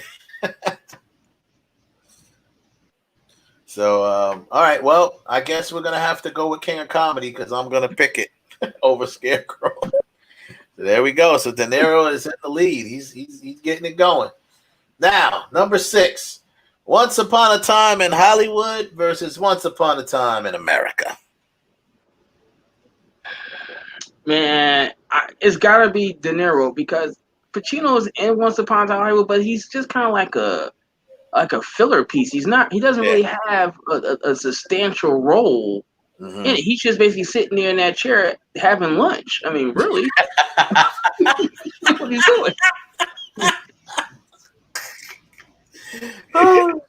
Having lunch and a drink. That's about it. But he's not really doing. That's what he's doing. But he's not really doing his thing throughout other parts. Like, he's not even in any other movie. He's just in that piece. Like, yeah. Hey, look, Robert De Niro looked like he's pulling away because I'm going with Once Upon a Time in America. I don't know. This is starting to look a little rigged. I don't know. He said it's looking rigged. I don't know. It's looking like this is rigged. I mean, it's just I was going tough. I'm be honest with you. The toughest one for me right now was Serpico and I did give him Godfather. I didn't give Godfather 2 was tough for me because I really, really love Michael Corleone character. I loved his character in there, but I just gave it to De Niro for the simple fact that he was up against more playing that character. He had more to do. He had more work to do to play that character, and he did a good job. And he was speaking Italian in the whole film. Yeah, that too. Italian through the whole film. You know what I'm saying? So that whole film was that whole part of the film was subtitled. So but anyway, okay, let's move on then. De Niro wins again. You guys keeping the score, right? It's rigged. It's rigged, right? It's not rigged. Number 7. Now it's about to start heating up now. Number 7, The Devil's Advocate, where he plays the devil, obviously, Al Pacino, versus Angel Heart, where De Niro plays the devil. Devil versus devil. Whose devil was better? Who did it better? That one, I'm giving Pacino. Okay. I gotta give because he was it. I mean, when you see The Devil's Advocate, it really looks like Pacino was just sitting back, down in the few, and he said, "Actually, he just got in there. And he just did his thing." I mean, he looks like he is just strictly having a ball. That monologue where he says about God being the absentee landlord, that stuff. Like that monologue was sick. Now, but on the other hand, I remind you people, the way, so he was more of an upfront type of deal where De Niro's take on it was a little more laid back, manipulative, type of dude, kind of letting it all unfold, and then it all unfolds to end. Remember, he comes to Mickey Rourke and he says he's Louis Cypher. That's the name. That's his name, right? It's like when he puts it together, in Mickey Rourke comes up to him and says, "Lou Cypher, huh? Lucifer." You know what I mean? And he's sitting there, and you see he's got the long hair now. He's looking more like a devil. He's got the long hair. He's sitting with the cane. And he's like, yeah. So it was. They both did well as the character.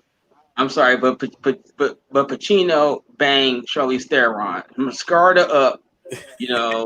And he was like, "Yeah, I did." And then he said, "I told you to look after your wife, didn't I? And you didn't do it. So, hey." Yeah. Okay. So you going with? I'm gonna go with Pacino too. I think he wins that one. He just did. He was just more. And once again, Pacino, De Niro was more of a supporting character. Pacino was too, but he was really like a second lead character in The Devil's Advocate. So that's another one for Pacino. Now, Donnie Brasco versus the Untouchables. Al Pacino Good night. played Lefty. Al Pacino plays the character Lefty, and Donnie Brasco, the lovable, sidekick, forever second man, never got made dude. That you fell in love with the character, right? Because he brought Donnie onto the crew and showed him around, and then when it came out that Donnie Brasco was a cop. Not just a snitch. He was a cop. And that Lefty had to get killed behind that. He knew he had to get killed.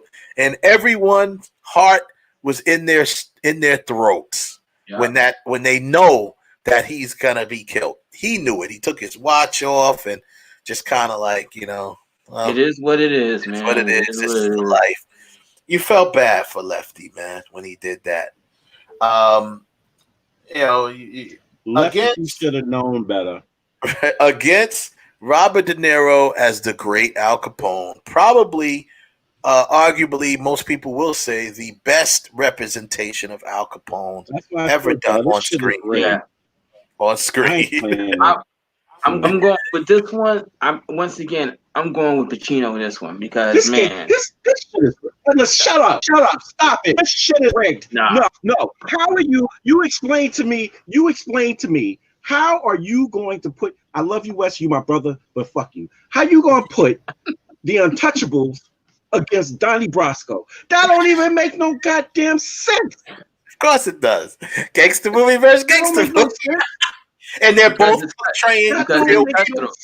They're both portraying real people. It's cutthroat. That's Donnie Brasco based on a true story.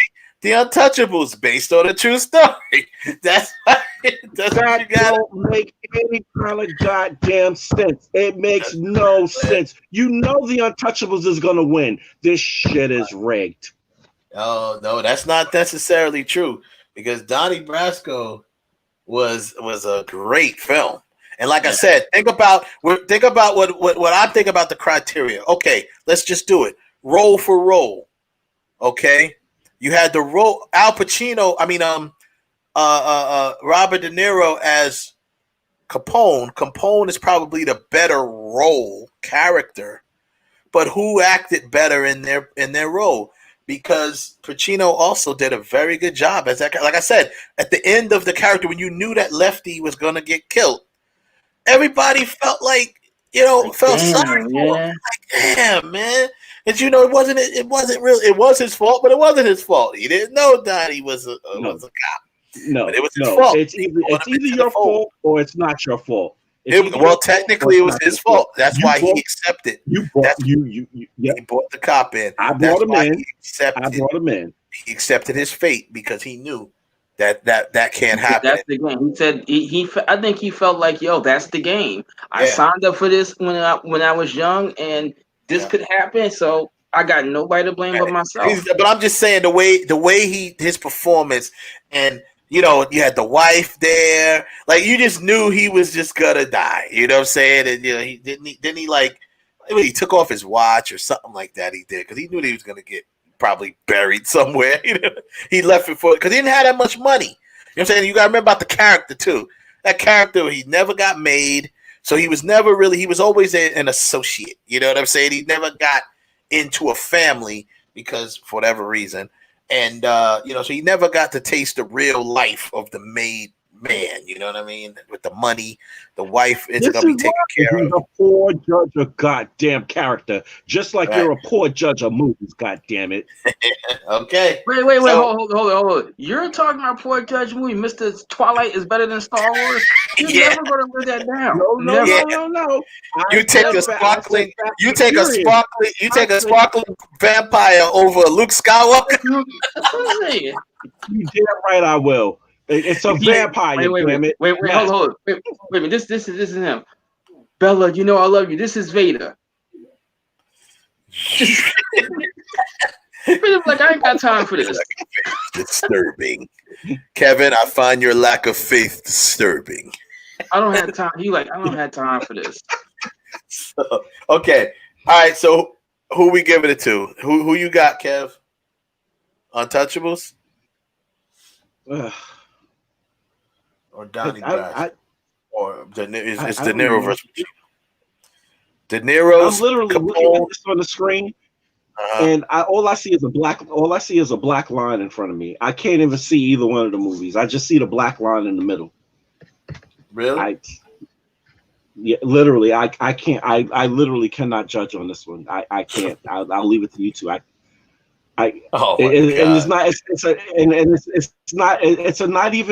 It's not even a I refuse to choose thing. It's you can't choose. Like. This is like asking me to choose between my daughter and my grandkids. I can't. I can't. Yeah, that and the versus. Yo, just kill. Listen, kill me. Damn it. There's Donnie Brasco. Shoot me. There's the Untouchable. Kill me. Al Pacino's Lefty versus Robert De Niro's Al Capone. I mean, look at this. Look at this. Look at this. Look at this. Remember the scene? You remember the scene where they had to grab him and hold him back? Yeah. You're nothing but a lot of talking a badge. Come on. You're nothing but a lot of talking bad. You come in front of me and disrespect me in front of my son. F you and your family. That's what he says. He said, and if you was a man, you would have done it already. He bitched him out. He said, "You nothing. You ain't got the bookkeeper. You got nothing. And if you was a man, you'd have done it already." Called him a punk and just looked at him like, "What? Done it already?" I'm sorry. Yeah. So great. I mean, it's tough. I'm gonna have to go with. I gotta go with Robert De Niro, man. I gotta go with De Niro on it. I love this character of Lefty, but Robert De Niro embodied. He embodied the Capone character like no other on screen. I agree with you. That's why as soon as I saw this, when you were on the Scarecrow and the King of Comedy, I was looking down at this like who does this? Like and Maddie says very affectionately. I forgot Ralph. Yeah, Ralph is the person who. Ralph is the person. Maddie quotes Ralph that says "cutthroat." That's right. You cut throat cut throat. All right. Okay. You got to pick somebody, Kev. The Untouchables. Who you going with, Ralph? I'm going with Donnie Brasco. You going with Brasco, and I'm going with. I said I'm gonna go with De Niro. I go with De Niro.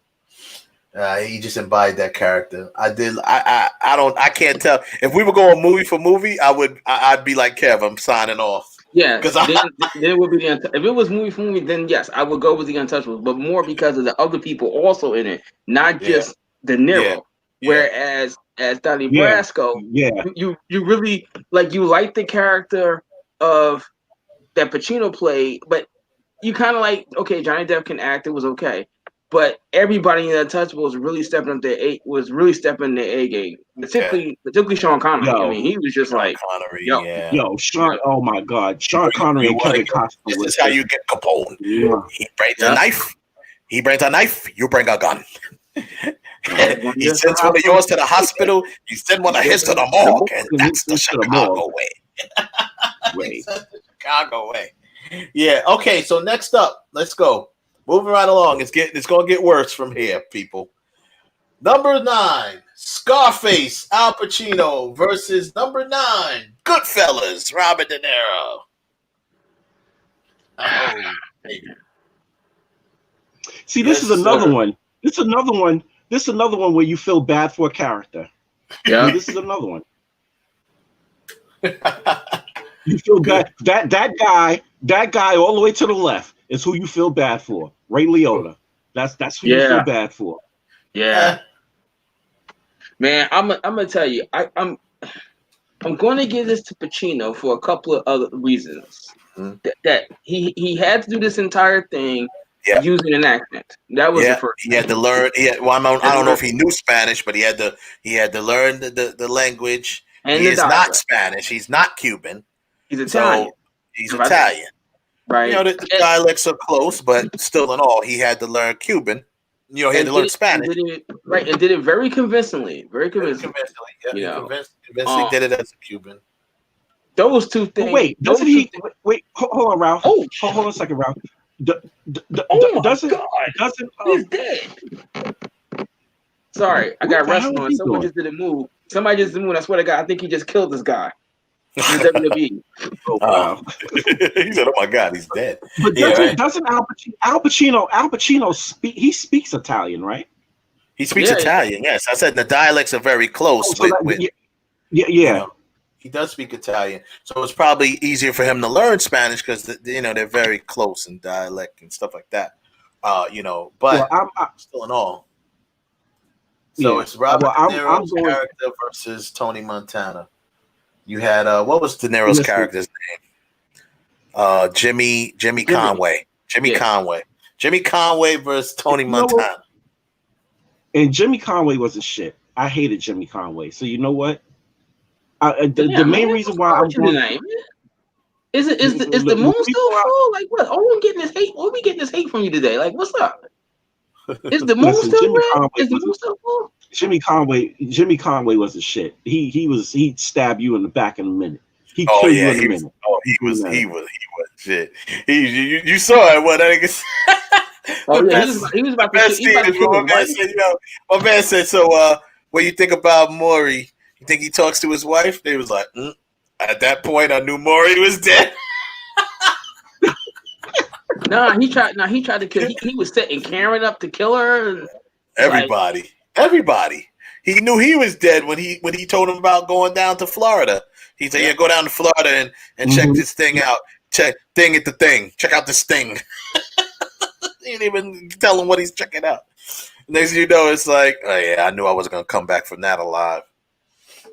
Yeah. So I'm going with Scarface, and the real reason why I'm going with Scarface is because it's just the impact that it had on my life. On a lot of people as a kid, because I was a kid. Yeah. Yeah, I was like most of us. I was a teen. I sat in the movie theater for 2 hours and endured a 15-minute intermission to watch this movie. Yeah. And let me tell you something. I walked out of that theater a completely different person. I looked at the drug game with a new set of eyes. I just. I think Scarface. This movie affected me. Yeah. Damn. This movie affected me this movie affected me like the Five Deadly Venoms did, or like Saturday morning. Yeah. Yeah. or like Saturday afternoon kung fu. Like it really had an impact. It became a you walked out of there feeling like you felt he was an asshole, but you felt bad for him when he died. Yeah, you felt bad for him, and it became this big cult classic too. It was a hood. It became a hood classic as well. Like people loved the way the character was embodied. I'm with you on that. I'm going with Tony Montana. He was a better character than Jimmy Conway. Now, Jimmy Conway is based on an actual person. You know what I mean? And Robert De Niro did a great job in it. His character, like you said, he was just that motherfucker. Talk about cutthroat. That motherfucker will cut your throat in a heartbeat and have you killed. But Tony Montana just was a bigger character. He came from the bottom. He was a come up. He came from the bottom. He was a come up. He was definitely a come up. So all right, so we got that. Tony Montana takes it. Al Pacino takes it. We move on. That is the win for him. So keep the score there. Next up. Yeah, who got the score? Who got the score? Who has the score? I got the score. What is it? I'm keeping the score, and I'm telling you right now. I'm not giving the score yet because we on this one. And listen, Sea of Love was dope. Sea of Love was dope. But listen, Cape Fear. Shit. Al Pacino who? Al Pacino who? Cape Fear versus Sea of Love. That's the battle right now. So now, you already Al Pacino who? Now see, I could be a troll and be like, I'm going Pacino. I would be the troll. Right. Ralph, listen. Ralph, you could listen. Jesus could tell you to go troll right now, and you wouldn't do it because you know I'm right. You can't on this one. You can't even troll on this one. You can't troll on this one. I can't troll on this one. It's gotta be De Niro. It's gotta be De Niro. Yeah. Right. Once again, De Niro's range, in this character. Look how in shape he got for this character. Robert De Niro got in mad good shape for this character. You know what I'm saying? I mean, not that he was already as a youngin', he was in good shape. He was in good shape in Taxi Driver. You know what I mean? Raging Bull. But I'm just saying, he was older. He was a little bit older in this one. You know what I'm saying? So he literally transformed. Listen, Wes, you know me. I don't back down from nothing. This dude scared me. Yeah. This dude scared me. He was something, boy. He was something. Both movies I loved. Both movies were really good. I may have liked Sea of Love a little better just as a movie because I just liked how that whole thing went down and with just the sex scene. Michael Rooker. No, I love the sex scene too. But Michael Rooker at the end. That shit was crazy. That was scary too, though. When Michael Rooker rushed him at the end, when you didn't realize it was him, when they finally revealed that it was him doing the killing. Spoiler alert for anybody who hasn't seen Sea of Love. But that part was crazy because I remember when Pacino says, "Don't fucking move." He said that to him when he finally got to the gun, and Michael Rooker just wilded out. The nigga shot him and he kept coming. It was crazy. He started wilding out. He's like, so he wasn't trying. Listen, let's keep it a buck. Michael Rooker he wasn't trying to go to jail. He wasn't trying to go to jail. Nah, he said, it's not your wife. It's not your family. He just screams and jumps at him. He shoots him. He keeps coming. Yeah, I'm just reenacting the whole thing. End scene. So anyway, yeah, but Robert De Niro just really embodied that role. He was creepy.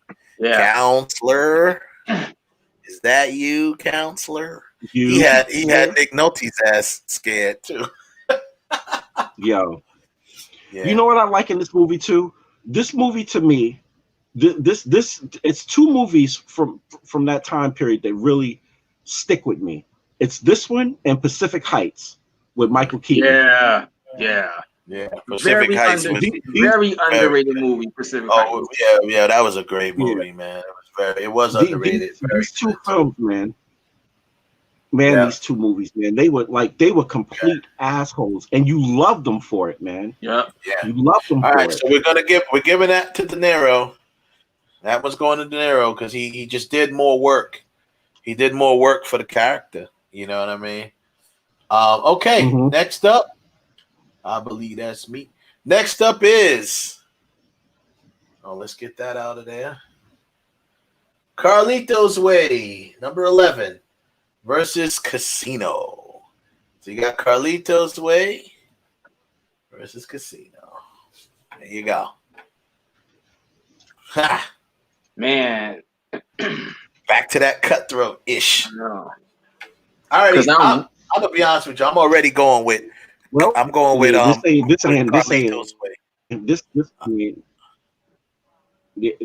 nothing cutthroat about this one. I'm going with Carlito's Way. His character from that. I liked his character better. I liked the film better. Sorry, boys. All the stitches in the world can't still be back together again. Exactly. Never gonna kill you faster than a bullet. Oh man. Okay, I'm reloaded. I'm reloaded.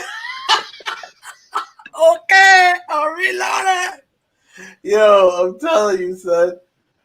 Yeah, I could kill that, bro. Bro, let me tell you something. I could listen. I could do this. I could do this all day with this movie. This is one of my favorite after Scarface. Carlito's Way. Yo, he played a fly ass Puerto Rican boy. He killed it. This is one of his movies that I literally can watch back to back. Like it just started right over again and just watch it right from the beginning. He killed that, bro. Yeah, that was the role. I know. I did spoiler. I was sad when he got shot, and I was like, no, right in front of his girl. No. Yeah. So we giving that one to Al Pacino. Okay. Now, next up, we have number 12, Al Pacino and Justice for All versus number 12, A Bronx Tale.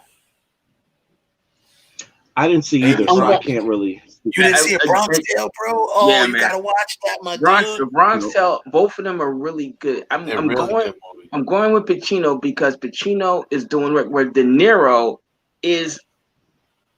I mean, even though, but I guess no, I'm going with Pacino. Even though De Niro directed The Bronx Tale, he's really like the support. He's not the focus of the story, whereas Pacino is the story. Right. So that's a little bit different, but certainly De Niro deserves the kudos for directing and starring in the movie at the same time. That's a bigger problem. That's a bigger feat. Yeah, he did direct it. It was written by Chaz Palminteri, who also starred in it. But Robert De Niro directed it, and he starred as the father. Great character. I loved his character in it, but I gotta agree with you on this one, Ralph. He was probably because he was directing it. He was kind of like a supporting character. I did love his character. He was just the bus driver. He was the bus driver. He was also the voice of reason. He was also the voice of reason. He was also the he was the working man. He represented the working man. Whereas, the son, Cologino, and Sonny, they were, Sonny was the gangster. Cologino was enticed by that life. And I tell you, as a father, who has a son, I can relate to him where he said, he's trying to keep his son on the right path. You know what I'm saying? The son, it's easy to get enticed by all of this glamour and glit and this money and the suits and fanciness. He's like, but to get up, he said, what a real man is to get up every day and go and grueling and go to work. That's a man. He said, don't take no man to pull a trigger. He said, anybody can pull a trigger. That's anybody can do that. He was like, but get up every day after day and go to work. Yeah. You know what I'm saying? Get up at the crack of dawn and work to They don't love him. They fear him. That's different. They don't love him. He said the movie was just awesome. The theme and the message. They don't love him. He's like, look at everybody loves Sonny. They don't love him. They fear him. There's a difference. You know what I'm saying? There's a difference. So that's Loved it, but I agree with you. I gotta go with Pacino because he was the film. He was the lead in that film, and he did a damn good job as well. So I'm going Pacino there.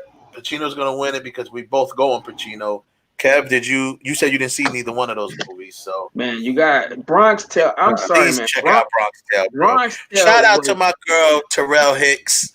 Terrell Hicks was one. I think that was her first film that she was in. She was a young in that film.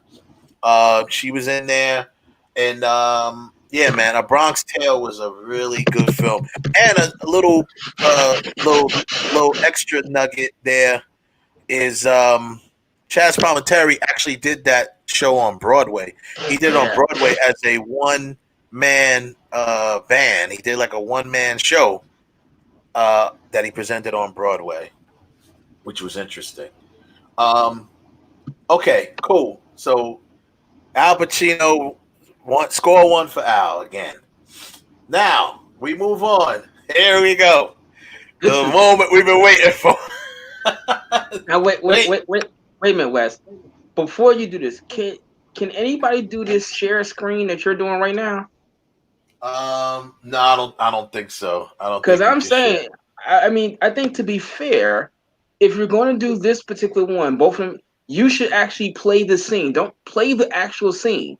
Oh yeah, I the reason why I'm not gonna play the scene because YouTube and all of them be bugging out. They be trying to. They might shut off our feed. That's why. That's the only reason why I'm not playing the scene. Trust me, Ralph. I'd have been playing the scene from all of these things. But as you see, this is the scene I picked where they're sitting at the table. There's De Niro. There's Pacino. Across from each other. Just two regular guys, right? That was the name of the scene or something like that. Yeah, two regular guys. Two regular guys. And I tell you right now, this is I thought about this since I put this list together. This is a tough one for me. First of all, I love the movie. Obviously, you love the movie. The first movie that they actually played us again, across from each other. They were both in Godfather, but they didn't have any scenes together in Godfather because they played, two different generations. So definitely, I'm gonna give it to Al because his character. I love that. First of all, he has the best line in the. He has one of the best lines in the movie when he says, Listen. "Yeah." You know what I know what they're looking at. You know what they're looking at? Here, tell you what it is. Us. The LAPD. He said, yeah. He said, want to know what they're looking at? They're looking at us. He said, congratulations, gentlemen. We've just been made. And then he turns around. He knew that De Niro was. He said, yeah, motherfucker. That's the best line in the movie. Yeah, motherfucker. Yeah, that was it. I'm sorry, I can't. It's gotta be De Niro. From this scene right here, when Pacino told me, he says, "There's a flip side to that coin." Oh yeah, I gotta put you down because Yeah, you will not I- get in my way, not for a moment.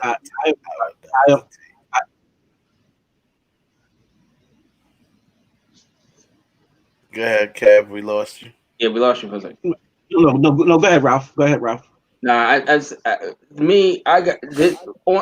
This is for me is De Niro, right? Because he's looking at him and he's like, "Listen."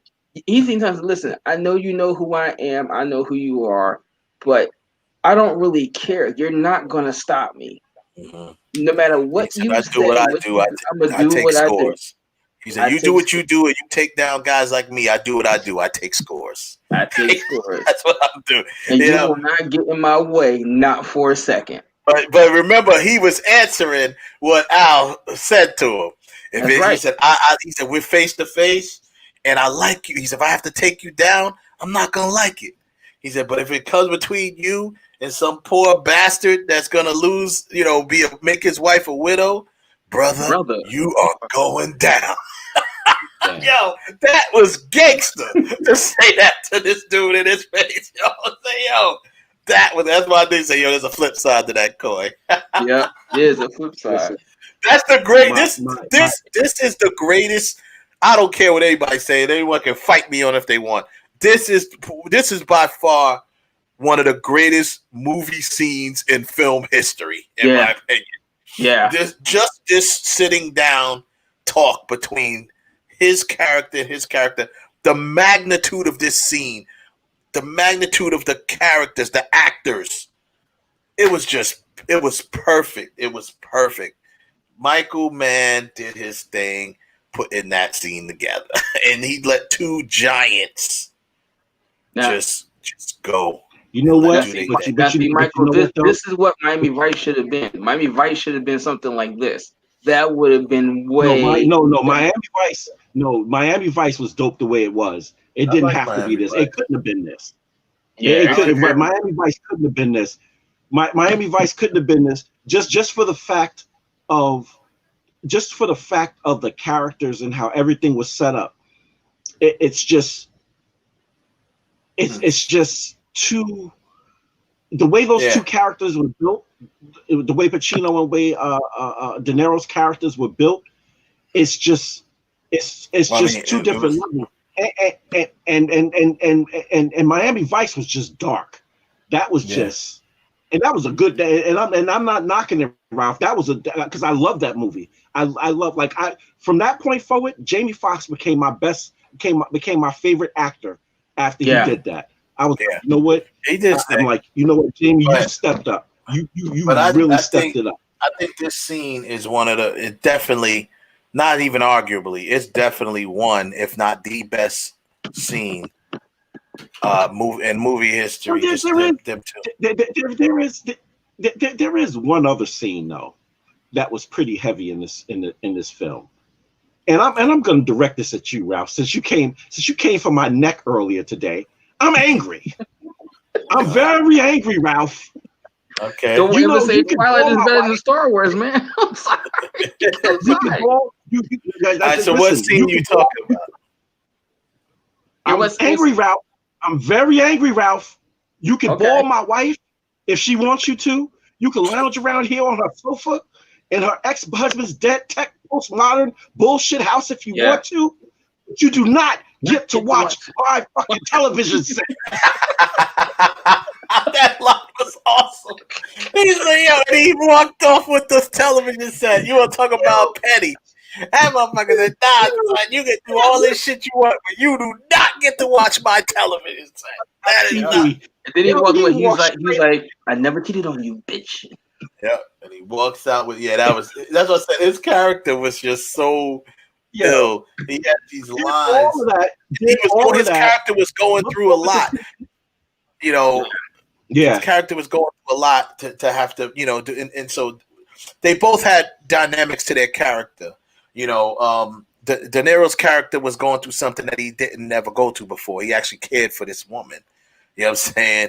So that was something that he wasn't used to either. But that's what he said. You know, hey, that's the business. You don't fall in love with nobody that you can't leave at the drop of, you know. He said what he say, 60 seconds when you see the corner. This is exactly what you said. Yep. Don't let yourself get attached to anything you are not willing to walk out on in 30 seconds flat. If you feel the heat around the corner, which he does do, which he did, and you saw he was like, "Damn, I really gotta do this," and he ran away and left it in the car. In the car, he did it. He said he was gonna do it, and he did it. So, all right, it's time to pick, fellas, so we can get through this list. I'm still taking De Niro. I'm Pacino. All right, Pacino wins. Pacino gets the win by yes, rigged. Pacino gets the win by popular decision. This is rigged. Okay, let's move it on. Number 14 will be Dick Tracy, Al Pacino, versus which he did get an award for. That character. Did he win the award? He just got a nomination. He got a nomination. He got an award. He got a nomination. He got an Academy nomination for that role. And against his Analyze This, the comedy from No, it's against Sleepers. No, Oh, Sleepers. Sorry. Sleepers. Okay, Sleepers. Yeah, my bad. So 14 Sleepers. All right. Sleepers was, because both casts had ensemble cast and stuff like that. That's why they were pit against each other. What the hell was Sleepers? What? Kev. Yo, I'm telling you, do me a favor. Put away your Twilight series. Go pick up. Go watch Sleepers, bro. You probably have it in your catalog and just never watched it. I'm telling you, man. That AMC Movie Pass. I'm taking it back. I'm telling you. Sleepers was the film where Robert De Niro played the priest in that one. Sleepers was the film that it was an ensemble cast. It had Brad Pitt. It had who else was in it? Brad Pitt. Ethan Hawke is in it. I don't know if Ethan Hawke was in it, but Brad Pitt, Robert De Niro, Dustin Hoffman was in it. My man, the dude from the Lost Boys, the one who played Michael in the Lost Boys. Forget his name. Jason Patrick. Jason Patrick was in it as well. It was a lot of people, but that was the film about the and of course Kevin Bacon. Kevin Bacon was in it. Of course, Kevin Bacon. Yeah. The film was basically about this. In a nutshell, they were all Kevin Bacon. They were all childhood friends, and then they got into some trouble. They went to like a juvenile detention, and Kevin Bacon was a guard there who was basically raping them as kids.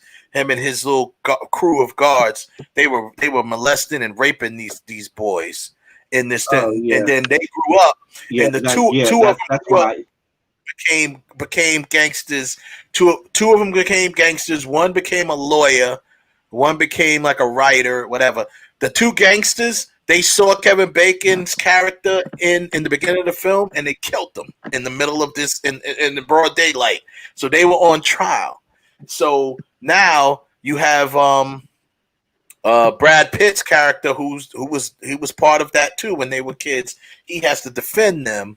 No, actually he has to prosecute them because he's a prosecutor. He has to prosecute them. You know what I'm saying? Because these are his childhood friends. I gotta log off for a second. Be right back. That's on trial for killing the man who molested them all. You know what I'm saying? I remember this now. I remember this now. I remember this. Yeah. So that's what that film is about. And Robert De Niro played a priest who was their priest when they were little.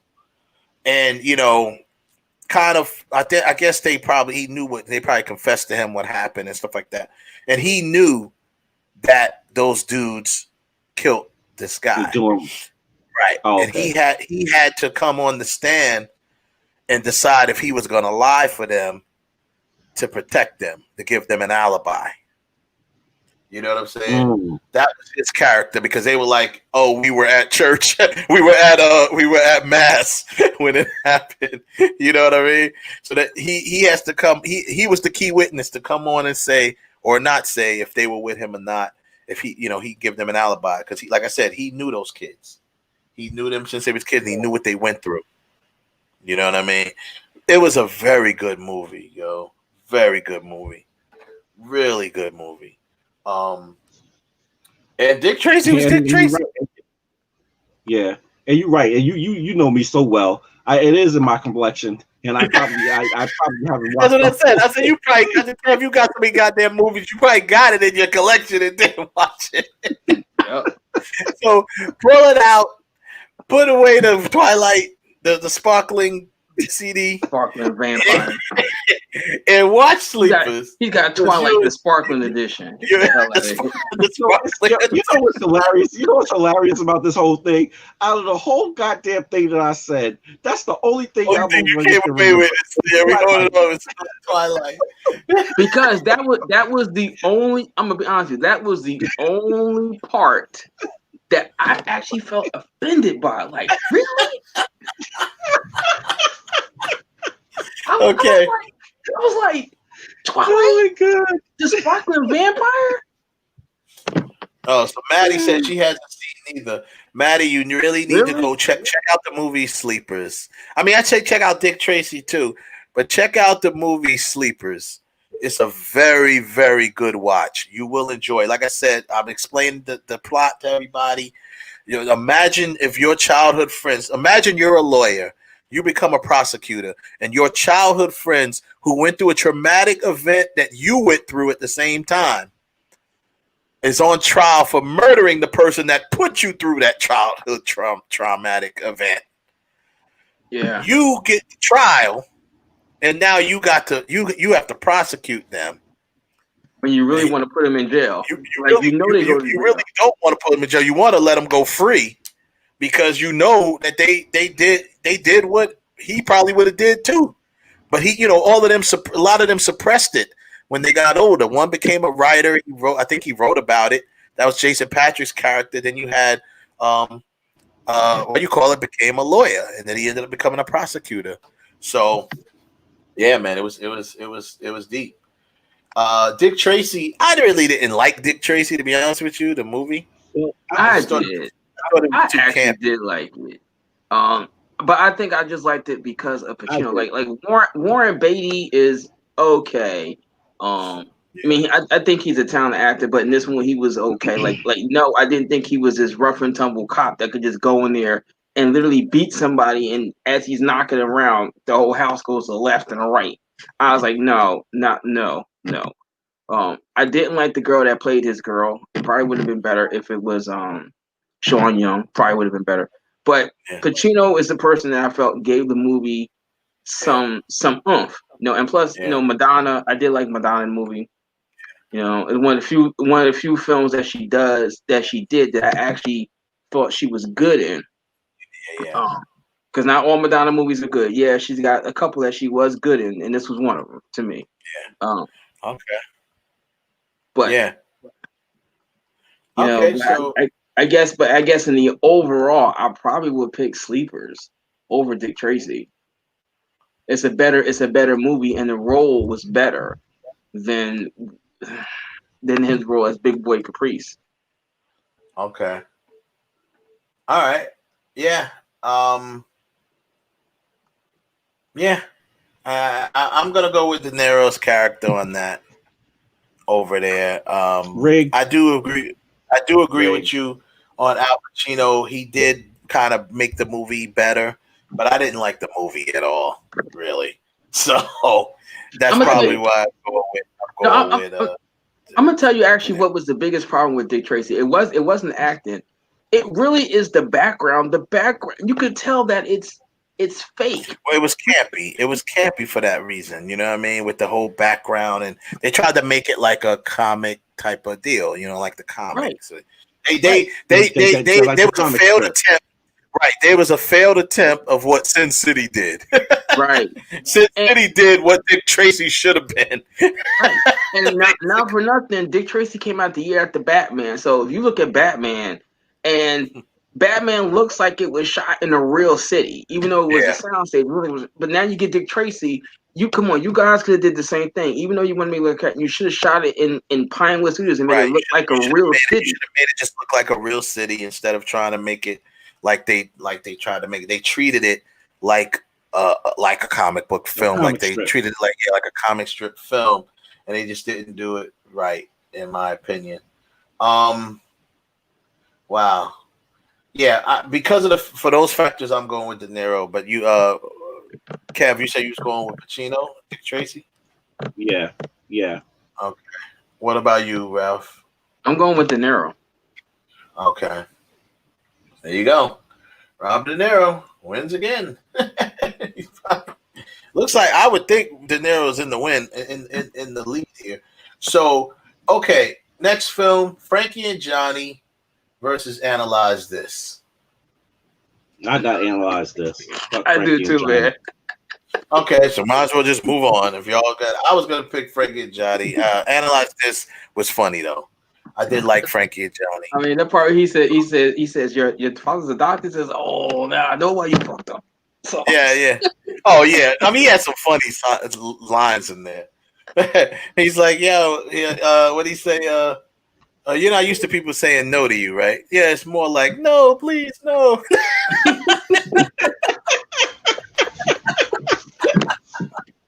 He's like, yeah, they say no, but it's more like, no, please no. Yeah. So, all right, cool. Next is City Hall, Al Pacino versus The Score, Robert De Niro. City Hall was Al Pacino and let's see, let's get it up here. There's that one with John Cusack in there, Bridget Fonda versus what's up? The Score. What the hell is The Score? Rob De Niro and Ed Norton. I still gotta take De Niro in The Score, man, because it's more than just it's the three of them together made a great movie, right? That even though you have three really big, I mean, even though Angela Bassett's in it, she's kind of like a side piece, but you got three real big heavy hitters in here, and all of them are bringing. Even De Niro kind of sort of was trying to step up, but he could stay back. Norton, De Niro were really bringing their A game, and you see De Niro like, listen, I've been doing this for a long time. I know what I'm doing, but you got the young hotshot who thinks that he's faster than him until the end when he realized that he really wasn't. And you tell you, listen, when did you think you were smarter than me? You know? Yeah. I know one thing. You better not call Auntie a side piece again. I know that much. No. When I said she was happy, like she was like, she's only in the movie for maybe like about 5 minutes, if anything. That's really it. Yeah. She doesn't have much screen time. That's what I'm saying. Not that she's a side. Angela. Let me say it. Miss Bassett. I'm looking at Miss Bassett. This is Ralph. I want to apologize for calling you a side piece. You are not a side piece. You are not a side piece. I'm just saying. Maddie is funny. Yeah. All right. You going with who's going with De Niro? Ralph's going with De Niro. I'm going De Niro. I'm not De Niro. Going De Niro. Okay, well, De Niro's gonna win it. I was actually gonna go with Pacino, but yeah. Okay. Next, we're getting down to the wire now. You have Meet the Parents. 17. Meet the Parents. Scent of a Woman. I told you this shit is rigged. Meet the Parents. Okay. Scent of a Woman was a good movie. You gotta go with Scent of a Woman with this. He played a blind man, yo. The blind man. I'm going with Scent of a Woman. Yeah, he did. Yeah, he did. He did. Yeah. He played the blind man in that one, man. And yes, Meet the Parents was funny as an overall movie, and his character was funny. Robert De Niro is definitely as I said, I think his range is a little bit more with the funny, but Pacino played the blind guy in that. I gotta go with Scent of a Woman on that one. Yeah, I gotta go with Scent of a Woman on that one. So okay. Glengarry Glen Ross, number 18. Glengarry Glen Ross, Al Pacino versus Silver Linings Playbook. Glengarry Glen Ross. I mean, God, like every other word out these guys' mouths was the curse. They was just cursing each other out left and right. It's one of the funniest movies that you'll ever see, but not trying to be funny. Yeah, that's true. That is true. Glengarry Glen Ross, and it had an ensemble cast as well. I mean, Jesus, you know they were going at cast, man. That was some cast. And Silver Linings Playbook, right, his characters in there. And they didn't pull no punches. And that was the best thing about it. All of them, none of them pulled any punches with each other. No. They weren't trying to be coy. They just like, look. Yeah. Who do you think you are? And it was just raw. Like if it was like real life. It was great. I gotta go with Glengarry Glen Ross as well. Over the, I'm not a big comedy person anyway, but I did enjoy. I mean, well, Silver Line is not a comedy, but the reason why I was talking about the last one, Scent of a Woman, I was not, a big comedy person. So Meet the Parents was a good movie and all that, but nah. But yeah, Glengarry Glen Ross was just a better performance. Plus De Niro, Yeah, that's. I don't have to explain it anymore. Glenn Gary, Glenn Ross. We moving on. Number 19, as we come down to the wire of this battle, Any Given Sunday versus Joker, his character in Joker. Now, obviously, we got to think of not the movies, but the the character. So, Any Given Sunday, Al Pacino's character in that, he was pretty much like the second lead. You know, the lead of the movie was, I guess, Jamie Foxx, but Al Pacino was the other lead of the movie. So you got that's easy. That's Any Given Sunday. Any Given Sunday. Any Given Sunday all day. He killed that role, boy. That 1 inch speech.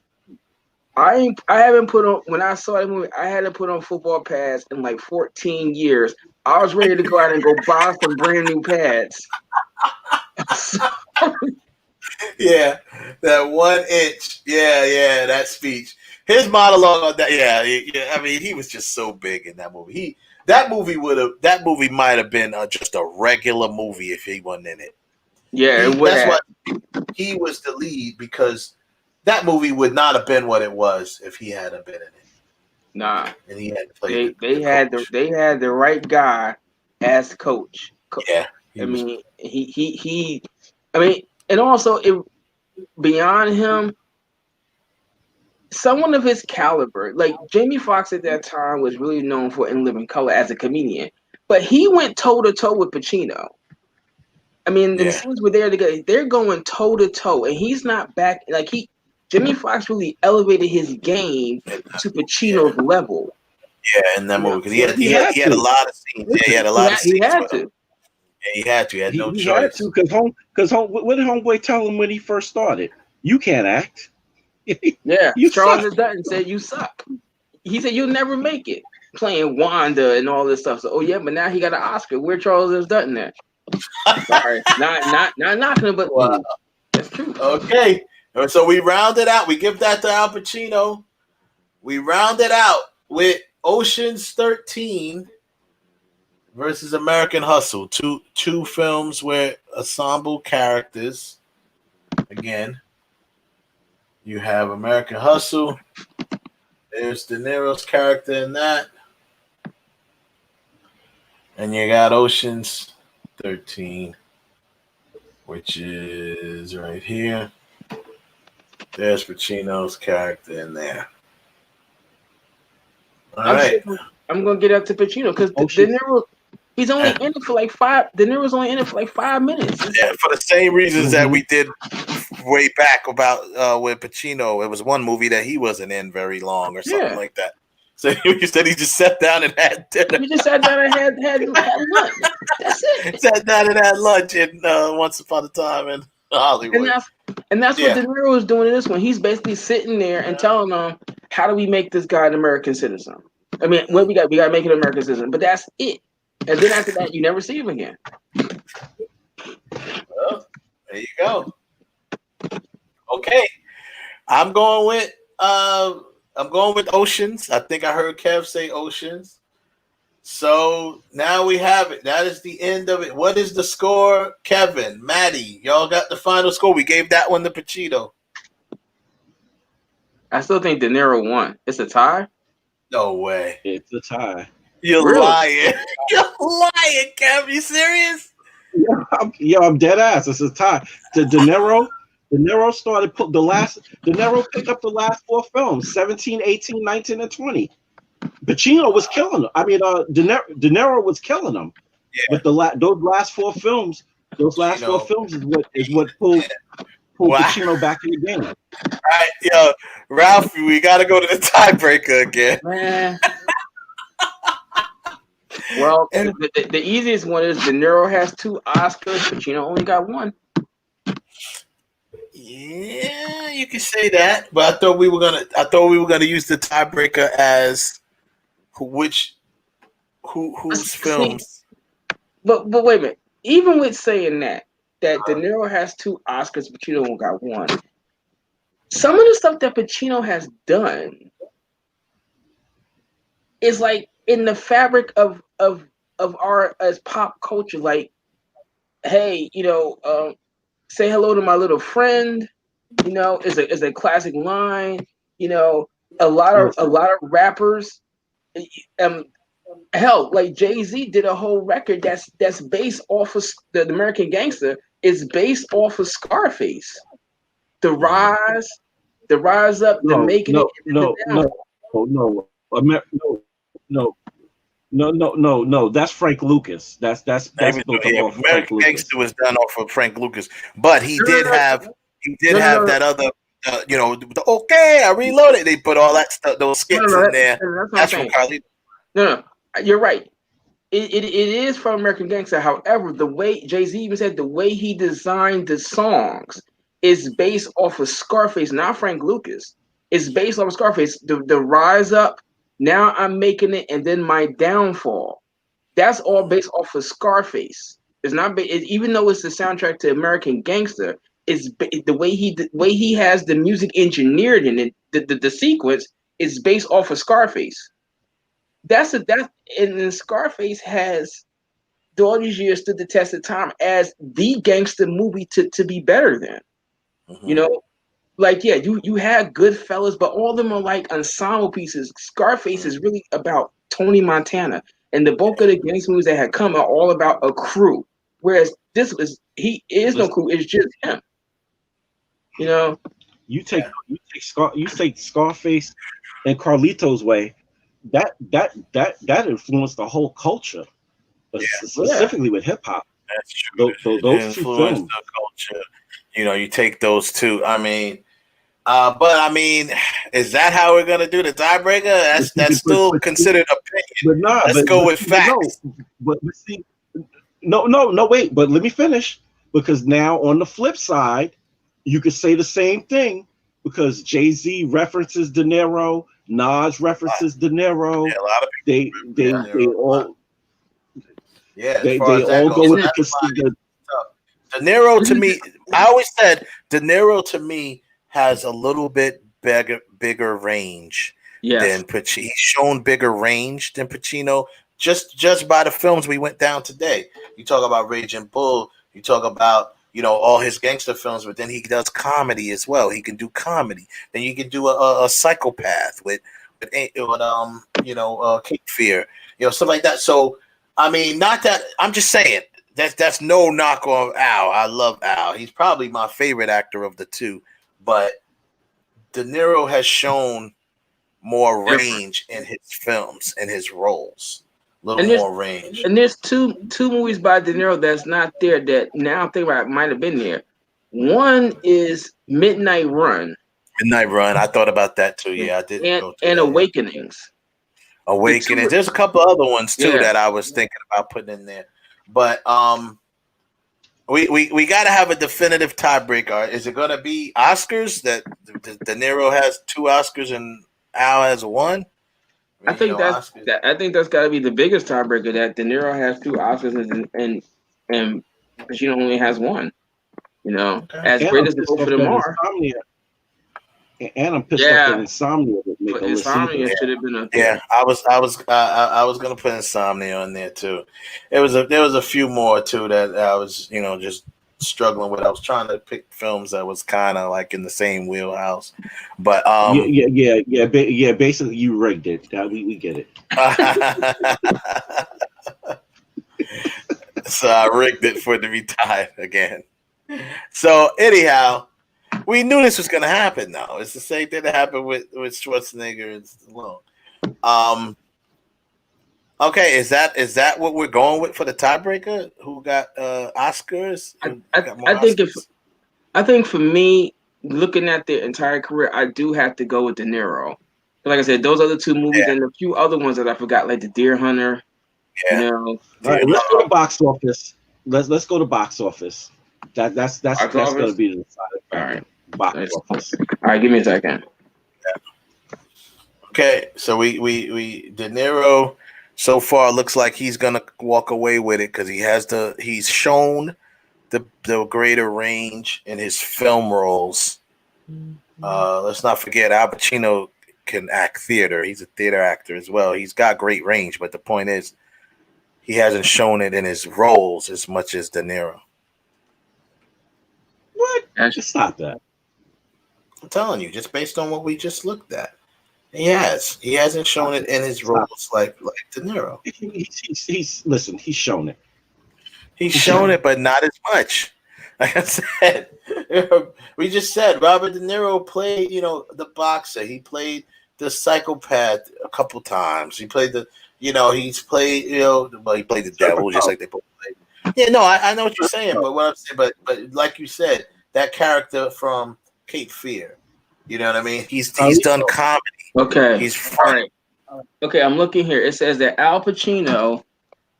Wait a minute. Let me get the other number first. All right. Al Pacino has done. It says here he's only done 49 movies. I know he's done a little more than that though. That might be not updated.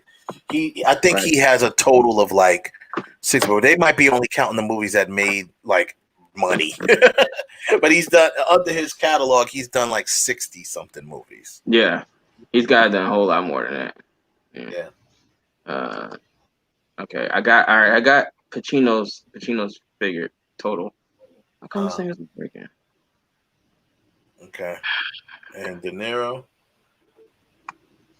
De Niro looking at the list, I don't know. De Niro might have had bigger films. His films might have grossed more money. Because he did a lot of, De Niro worked with, unlike Al, De Niro worked with a lot of big directors. He worked with Scorsese a lot of times. You know what I'm saying? So Al, worked with a lot of more different directors. Okay. You know what I'm saying? Listen, I know exactly how to fix this. Who can sniff the most coke? Oh, God. Wow, that's. Oh Lord! And not get high. Well, I don't know because Tony Montana's ass definitely was high. No, he was numb. He wasn't high. He was numb. All right. So, do you have De Niro's figures? No, I'm having. I'm trying to find his name here on this list. Yep, that says it all. He's having trouble. Well, we have to wrap it up. So, that would be the final. I say the final comparison because we already know that De Niro has 2 Oscars compared to Pacino's 1.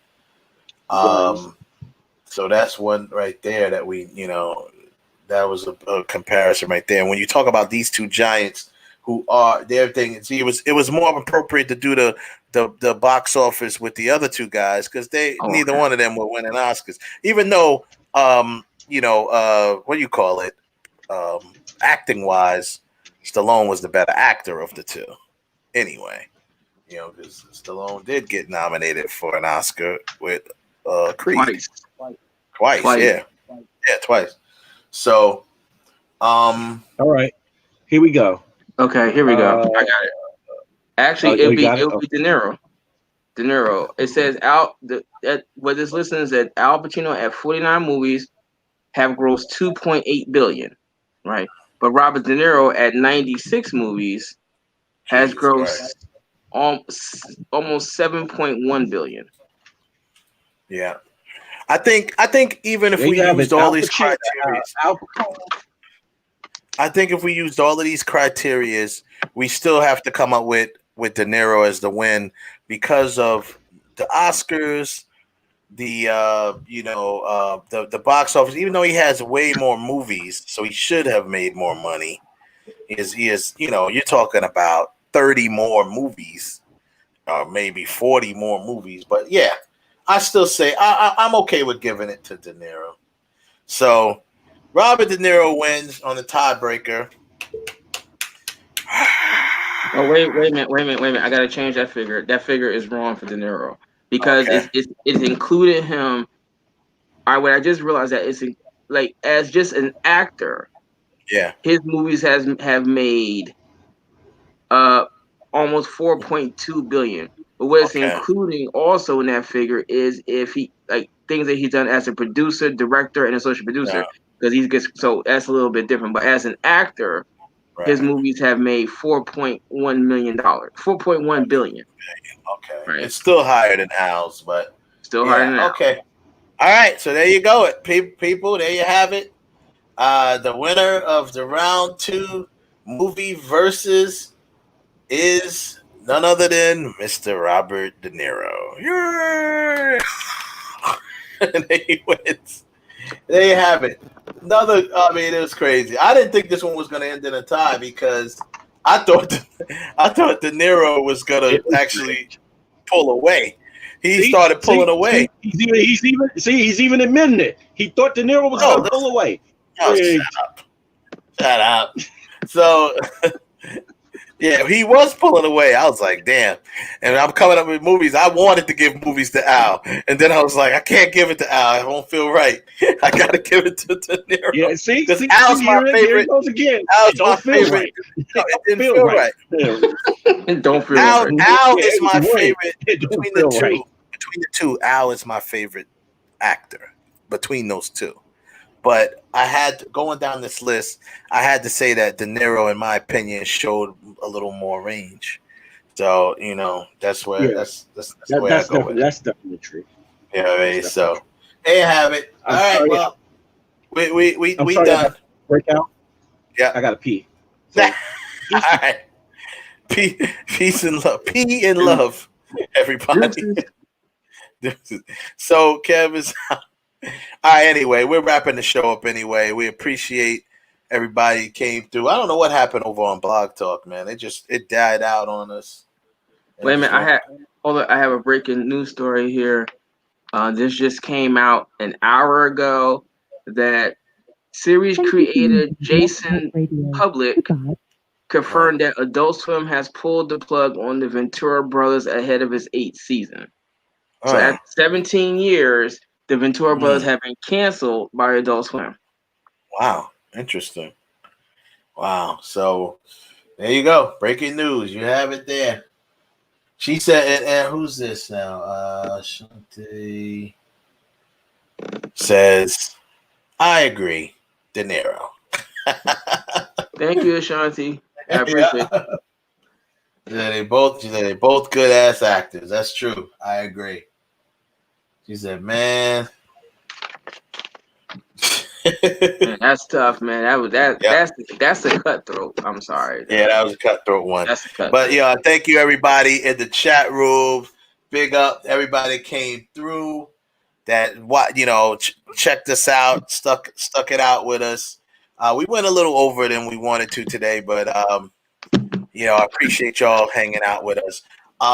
Next week we'll come back with another round of movie versus. I'm not sure who I'm pitting against each other next. I think next week I was going to do the Denzel versus Samuel Jackson joints. But we'll see. I'll decide who we're going to do next week. Also, we got other stuff coming up, man. So you guys definitely come back. We appreciate all of you that comes through and hangs out with us and hold us down. We really do. And keeps the chat room. Maddie, you hold the chat room down. We love it. Thank you again. Everybody that came through, Joseph, all of them. We're going to sign out today. Next week, we'll be back.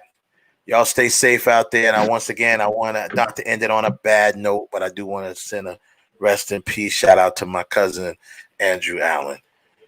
Peace, y'all. Y'all have a good night. Thank you. Be safe. Night, Maddie. Be safe.